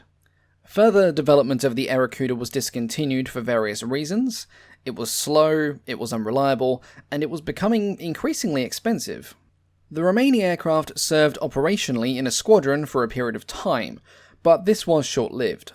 In January of 1942, the 9 remaining airworthy planes were dispersed to various training schools throughout the country. Some would be used by mechanics as instructional airframes, and some would be flown by pilots who wanted another odd plane to add to their logbooks. The failure of the Airacuda could have been a serious disaster for Bell had their other design, the P-39 Airacobra, not succeeded. Eventually, all of the Airacudas were scrapped, and no examples of this strange aircraft survive to this day. As far as first aircraft go, Bell certainly chose to go with different rather than safe. Episode 15. The Vickers Vimy. The Vickers Vimy was one of the most iconic bombers developed during World War I, and it went on to become one of the most iconic aircraft of the interwar period. In July of 1917, the British Air Board made the decision to cancel all existing orders for experimental heavy bombers. This was done as somewhat of a knee-jerk reaction to a German raid on London the previous month, as they felt that none of their existing projects were ambitious enough for retaliation. Cancelling all of your major bomber projects during a global armed conflict may not have been the wisest decision, and thankfully sanity prevailed when the control of the technical department convinced them to place an order for 100 Handley Page 0400 bombers. Along with this, orders were also placed for some other Handley Page bomber prototypes, as well as some examples from Vickers. Vickers had been experimenting with the concept of twin-engine aircraft since the beginning of the war. Their first prototype, dubbed the EFB-7, and designed to carry a 1-pound gun, was one of the first twin-engine military aircraft to fly when it first took off in 1915. It never went into production, however, as its original Gnome engines were in short supply, and the replacements were too underpowered. It was then redesigned into the second aircraft, the EFB-8, which was smaller than its predecessor and was only armed with a single Lewis gun. Although neither aircraft was produced beyond a prototype, their designer Rex Pearson gained valuable experience from their development. This paid off in 1917 when it was suggested that Vickers should attempt to develop a heavy bomber around the Hispano-Suiza engine, of which there was a surplus, and it should be built to the same specification as the Handley Page 0 series. Pearson met with Major J.C. Buchanan of the Air Board at their headquarters, and rapidly drew up prototype proposals on some scrap paper. Not long after this, some actual detailed designs were also drawn up, and the construction of the prototype began in earnest. The first prototype was completed in less than 4 months, and was designated the Vickers FB-27. It was designed to accommodate a crew of 3, a pilot and 2 gunners. Its Hispano-Suiza engines produced 200 horsepower each, and it was designed to carry approximately 2,400 pounds of bombs with an endurance of 3.5 hours. It flew for the first time on the 30th of November at Joyce Green, piloted by Gordon Bell, and following several successful flights, it went to Martlesham Heath for official trials in January 1918. During these trials, it impressed officials by lifting a greater load than the Handley Page bomber, despite having less powerful engines. Unfortunately, these engines suffered from persistent mechanical problems, and the prototype was taken back to Joyce Green for modification work in April. As a side note, it was around this time that the aircraft was also officially named the Vimy. Mechanical problems and bad luck quickly became a bit of a recurring theme for the Vimy during its development. 3 more prototypes were built during 1918, and of the 4 total, only 1 wanted to behave in a way that didn't endanger the pilots and the crew. The second prototype appeared in early 1918. It was powered by a pair of liquid-cooled Sunbeam Maori engines and produced 260 horsepower. Along with the new engines, it also differed from the first prototype by having new elevators, ailerons, and tailplanes, and it also had a different ply covering on the fuselage. It was tested at Joyce Green in April, and it was found to have issues with its engine cooling systems. Despite this, it then went to Martlesham Heath for further testing, where it was promptly written off in a crash due to engine failure. The third prototype arrived not long after the second, and it was powered by a pair of Fiat A12 bis engines that put out 300 horsepower each. Again, this aircraft featured several structural improvements over the first prototype. It had new engine nacelles, the nose of the fuselage was redesigned, it featured centrifugal fuel pumps powered by air screws, and its wings had a greater dihedral of 3 degrees. At Martlesham, it suffered test delays as the air screws powering the fuel pumps had a habit of cracking, and then the tests were abruptly cut short when the aircraft took off with live bombs for a trip to the bombing range, stalled during takeoff, and then promptly exploded when it crashed. The fourth prototype was powered by the Rolls-Royce Eagle Mark VIII. Aside from some modifications to the rudders, its airframe was virtually identical to that of the previous prototype. However, its fuel load had been greatly increased. It now had a fuel capacity of 452 gallons, compared to just 92 gallons on the original prototype, albeit this did come at the cost of the internal bomb bay. Unlike the previous 2 planes, this one actually did quite well at trials. It was able to fly at over 100 miles an hour near the ground, with a loaded total weight of 12,500 pounds, and its fuel load gave it an endurance of 11 hours. A 5th prototype had also been planned, powered by the new Liberty engine. However, this was curtailed by the cessation of Liberty engine deliveries and the destruction of the prototype during a hangar fire in 1919. Despite some of the prototypes boiling their engines, or exploding, Vickers had received an initial order for 150 aircraft back in March of 1918. This order was quickly expanded by a further 200 units, and counting contracts with other firms, this order would grow to over 1,100 various units by the end of the conflict.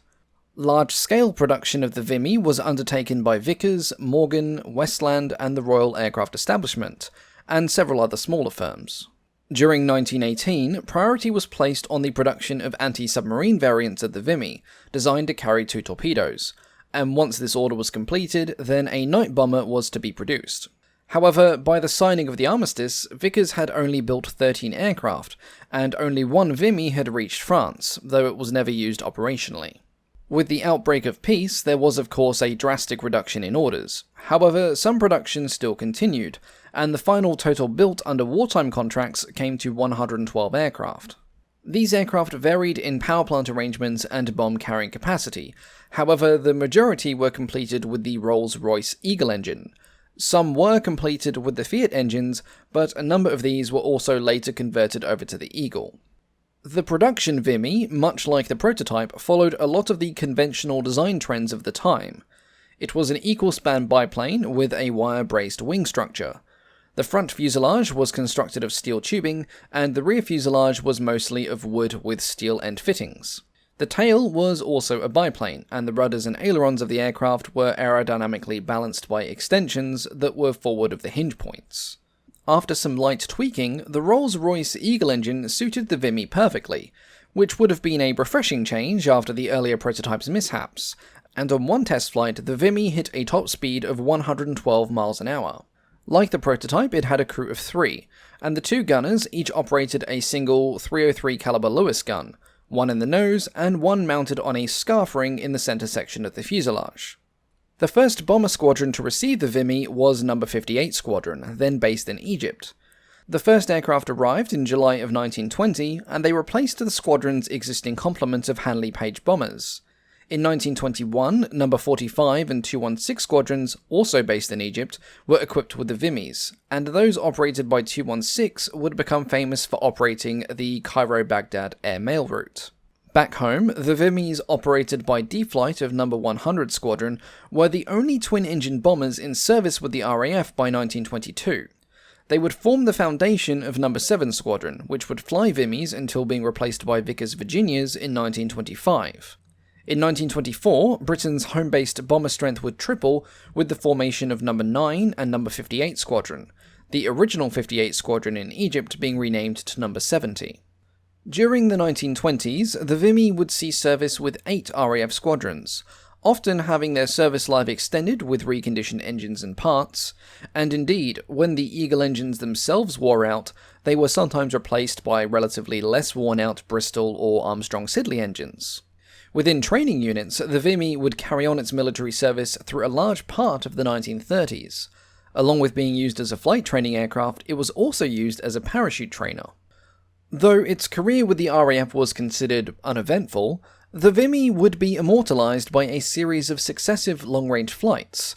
The first of these was the non-stop crossing of the Atlantic that was flown by John Alcock and Arthur Brown. The Vimy selected was the 13th and last to be manufactured at Vickers Crayford factory before production was moved to Weybridge. For this flight, it was given to engineer Maxwell Muller for modification. All of the military equipment was removed and replaced with extra fuel tanks. This took the total capacity from 516 to 865 gallons, and would give an optimum range of 2,440 miles. It was given special radio equipment, an intercom for the pilots to communicate more easily, and an improved heating system. Alcock and Brown took off at 1:45 p.m. on the 14th of June 1919 from St John's in Newfoundland. Nearly 16 hours later, they would land in a bog near Clifton, in Ireland. From the beginning, it was anything but an easy flight. The added fuel load made takeoff a perilous affair, with the Vimy just clearing the treetops on its way out from St John's. 4 hours later, things became considerably more dangerous when the wind-driven electrical generator failed, which deprived them of heating and radio contact. Freezing and unable to easily communicate, they then had to fly through thick fog, which made navigation temporarily impossible. They then had to endure snowstorms that drenched them and threatened to ice up the plane, and then a good portion of the journey had to be managed with a broken trim control. The altitude flown varied depending on the weather, temperature, and how much control Alcock had on the battered Vimy. At one point, they lost control of the plane in a particularly nasty patch of cloud, and dropped down from 4,000 feet in a descending spiral. Alcock regained control at the last moment and pulled the aircraft level a mere 65 feet above the waves. Despite the atrocious weather, the Vimy arrived not far off from its intended destination. Unfortunately, it was partially wrecked during landing. Brown and Alcock thought they were landing on a green field, but in fact it was a green bog. Thankfully, their seatbelts held and they weren't flung from the impact. Their journey had covered 1,890 miles, 15 hours and 57 minutes of flight time, with an average speed of 115 miles an hour. The next famous flight to involve the Vimy was initiated by the offer of a $10,000 prize by the Australian government. The prize was to be awarded for the first flight by Australians from Britain to Australia. The conditions were that it had to be completed within a time frame of 30 days, and it had to be done before the end of 1919. 6 competitors entered into the race, but it would be the Vimy that claimed the prize. Once again, the Vimy was selected and suitably modified by Maxwell Muller. The pilots chosen were the Smith brothers, Ross and Keith, who were members of the Australian Flying Corps. Due to the huge distances involved, a considerable amount of pre-flight planning had to be done. Petrol, oil, and essential stores had to be laid down at strategic points en route, and landing grounds had to be carefully surveyed, especially in the more remote regions. As a result of this, the biggest modification made to the aircraft was the provision of more space for additional stores, just in case some of the stops had supply issues. The Smith brothers took off on the morning of the 12th of November 1919 at around 8 am. Remarkably, most of the journey was made without any major problems. The most common issue was the risk of the aircraft getting bogged down in the more tropical airfields. The worst incident occurred in Surabaya, where the aircraft became so utterly bogged that the locals had to fashion an impromptu runway from bamboo, taken from natural groves, and indeed salvaged from huts. On the 10th of December 1919, their Vimy was sighted approaching Australia by HMAS Sydney, 100 miles from Darwin. Just after 4 p.m. that day, the Smith brothers successfully landed at Fanny Bay, from which they would fly the final leg to Melbourne and win the race. The Smith brothers were received as national heroes, and they both received knighthoods for their exploits. The third great flying endeavour to feature the Vimy was not a complete success, but it's still worth mentioning. In 1920, efforts were being made to perform a flight from England to Cape Town. Amongst several aircraft to make the attempt were a pair of Vimys.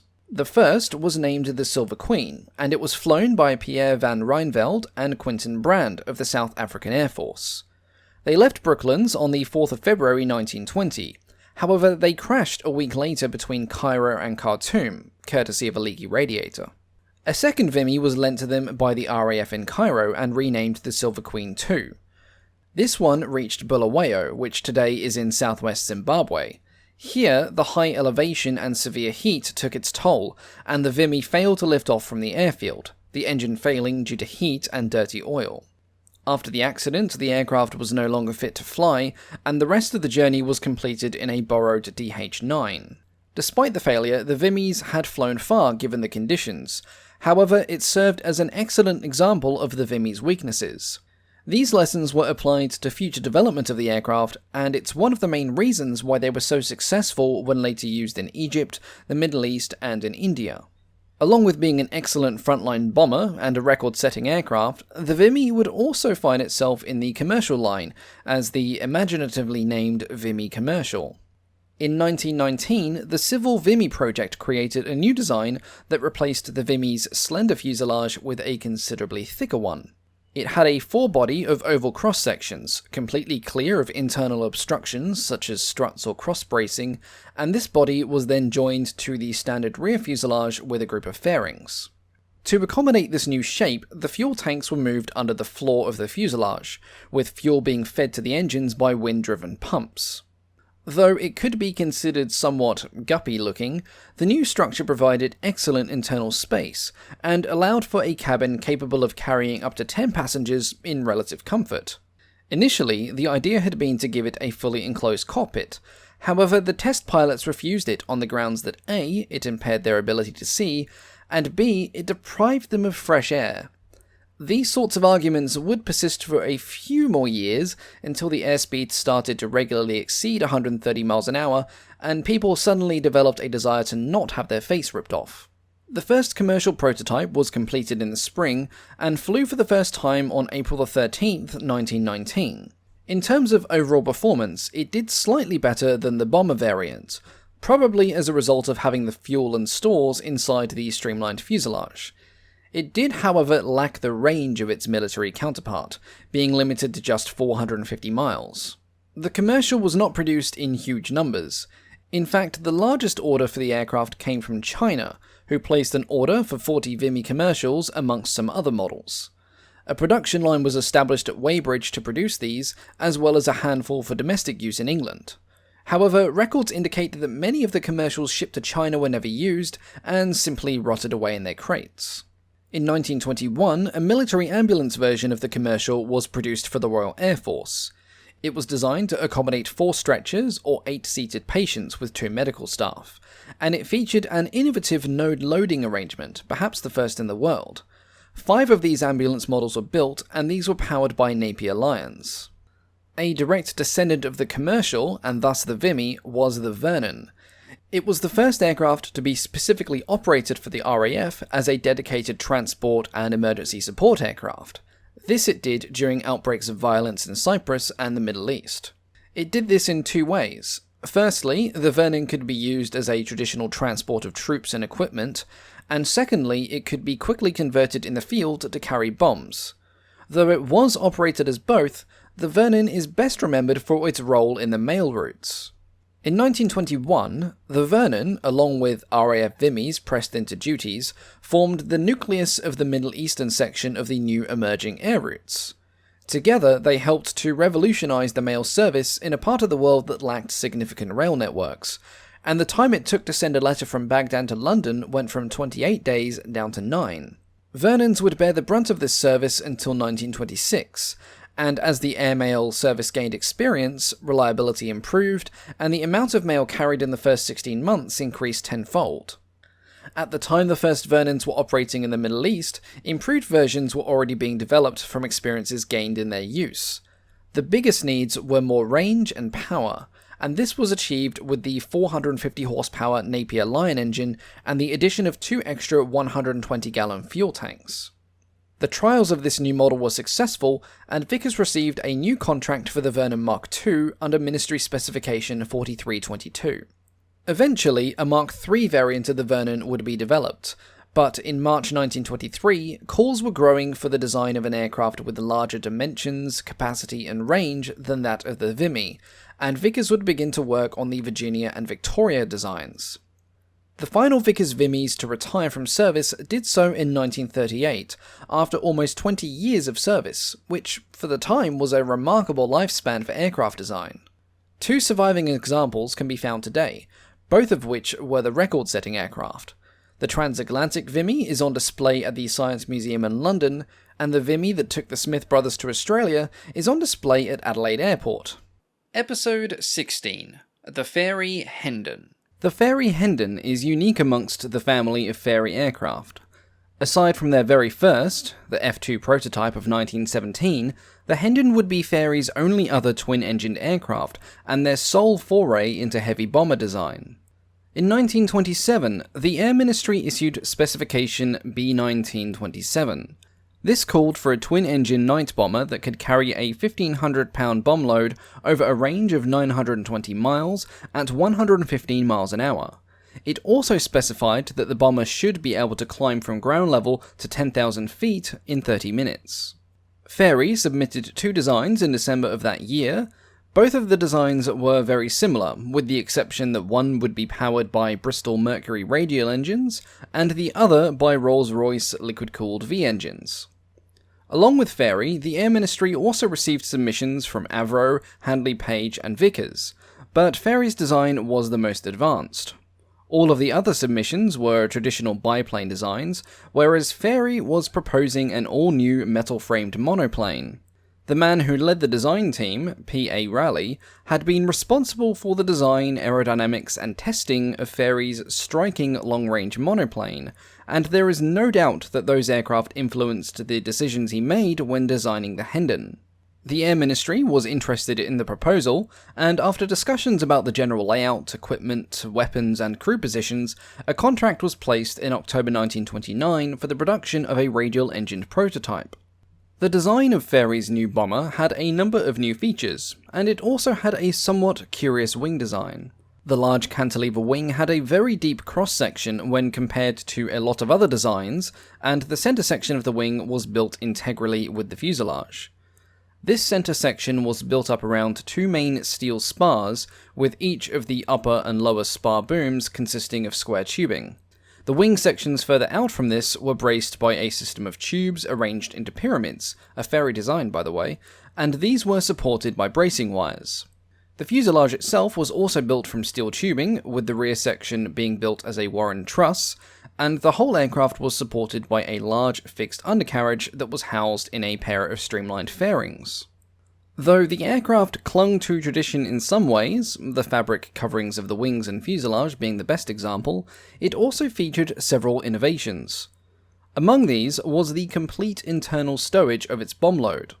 Most bombers at the time either had their armament suspended beneath the wing, or had a hybrid system with a small bomb bay, but the Hendon carried all of its bombs internally. Now, it didn't have one large bomb bay as you would expect, but rather a series of bomb cells.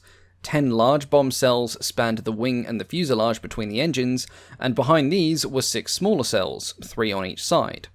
The large cells were designed from the outset to be large enough to accommodate one of the new 1,000-pound bombs, and the Hendon was to have a total carrying capacity of 2,548 pounds. Though innovative, this arrangement came with a compromise. It shared the available space of the wing's centre section with the fuel tanks. The Hendon had two large 250-gallon fuel tanks, each located behind the engines in the thick centre section of the wing. It also had a pair of smaller, gravity-fed 20-gallon tanks directly behind the engine, but the main point is this. If the aircraft carried a full fuel load, it could not carry a full bomb load. If the full 2,500-pound bomb load was taken, it would only have a range of 680 miles. Conversely, if the full fuel load was taken, then the bomb load was reduced from 2,500 pounds down to 1,600 pounds, but the range, of course, went up to 950 miles, so it was a bit of a balancing act. Another new feature was an aluminium catwalk that ran between the tail and nose bomb aimer and gunner positions. This meant that all crew members were free to move to different positions whilst still in flight, which, when it came to combat survivability, was a huge bonus, as it meant that crew members could tend first aid to each other, or a gunner's position could be replaced. To facilitate this catwalk, the pilot's cockpit was offset to the port side, which also had the added advantage of providing a good view of the ground during taxiing, takeoff and landing. The cockpit also had its own new feature, a fully enclosed canopy, which, considering the historically depressing state of British weather, would have come as a relief for the pilots. Speaking of pilots and crew, a couple of sources conflict on the nominal crew complement of the production model. The prototype had a crew of 4, but this was later changed when it went into production, and the majority seem to agree that it was designed to finally operate with a crew of 5. 2 pilots, of whom the second acted as a navigator, a radio operator who also acted as the dorsal gunner, a tail gunner, and the bomb aimer who also operated the nose gunning position. This last crew member is where some sources seem to conflict, with a few suggesting that the co-pilot would also act as a bomb aimer. But for me, that just doesn't make sense to have him running, well, crawling, to and from the nose all the time, so I'm going to go with the 5-crew layout as the more probable outcome. Construction of the prototype was somewhat delayed, as Fairey was still making up its mind on the final wing design. Initially, the Air Ministry had been sceptical of its practicality, and although Fairey had convinced them with the help of the Royal Aircraft Establishment, they had to finance several wind tunnel tests before reaching a final decision in January of 1930. Because of this, the prototype known as K-1695 was not completed until November, several months after the prototypes built by Vickers and Handley Page had already flown. Although initially designed to be powered by Mercury engines, the aircraft was completed with 2 525 horsepower Bristol Jupiter engines instead. It finally took to the skies on the 25th of November, flown by Norman Macmillan, and in fact this was to be the last aircraft flown by the famous test pilot before he moved on from the company. All went reasonably well, though the aileron and rudder controls felt heavy, there was some longitudinal instability, and quite a bit of care was needed to land such a sleek aircraft, especially as it didn't have any flaps. It was not long after this that Fairey ran into a stroke of luck. Their competitors' prototypes were encountering various problems, and the Air Ministry decided to delay the competitive evaluations by 9 months.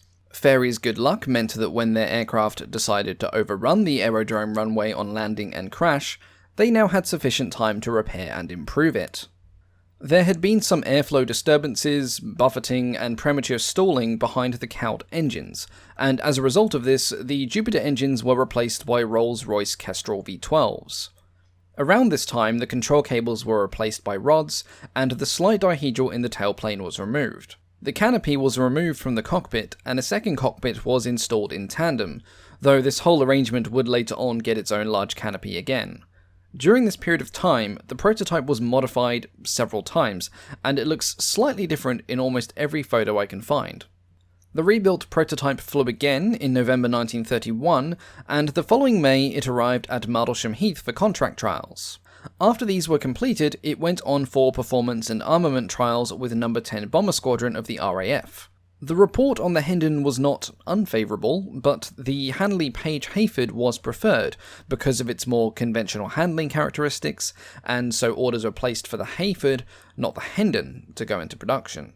Fairey was undeterred, and the aircraft went back for further modifications.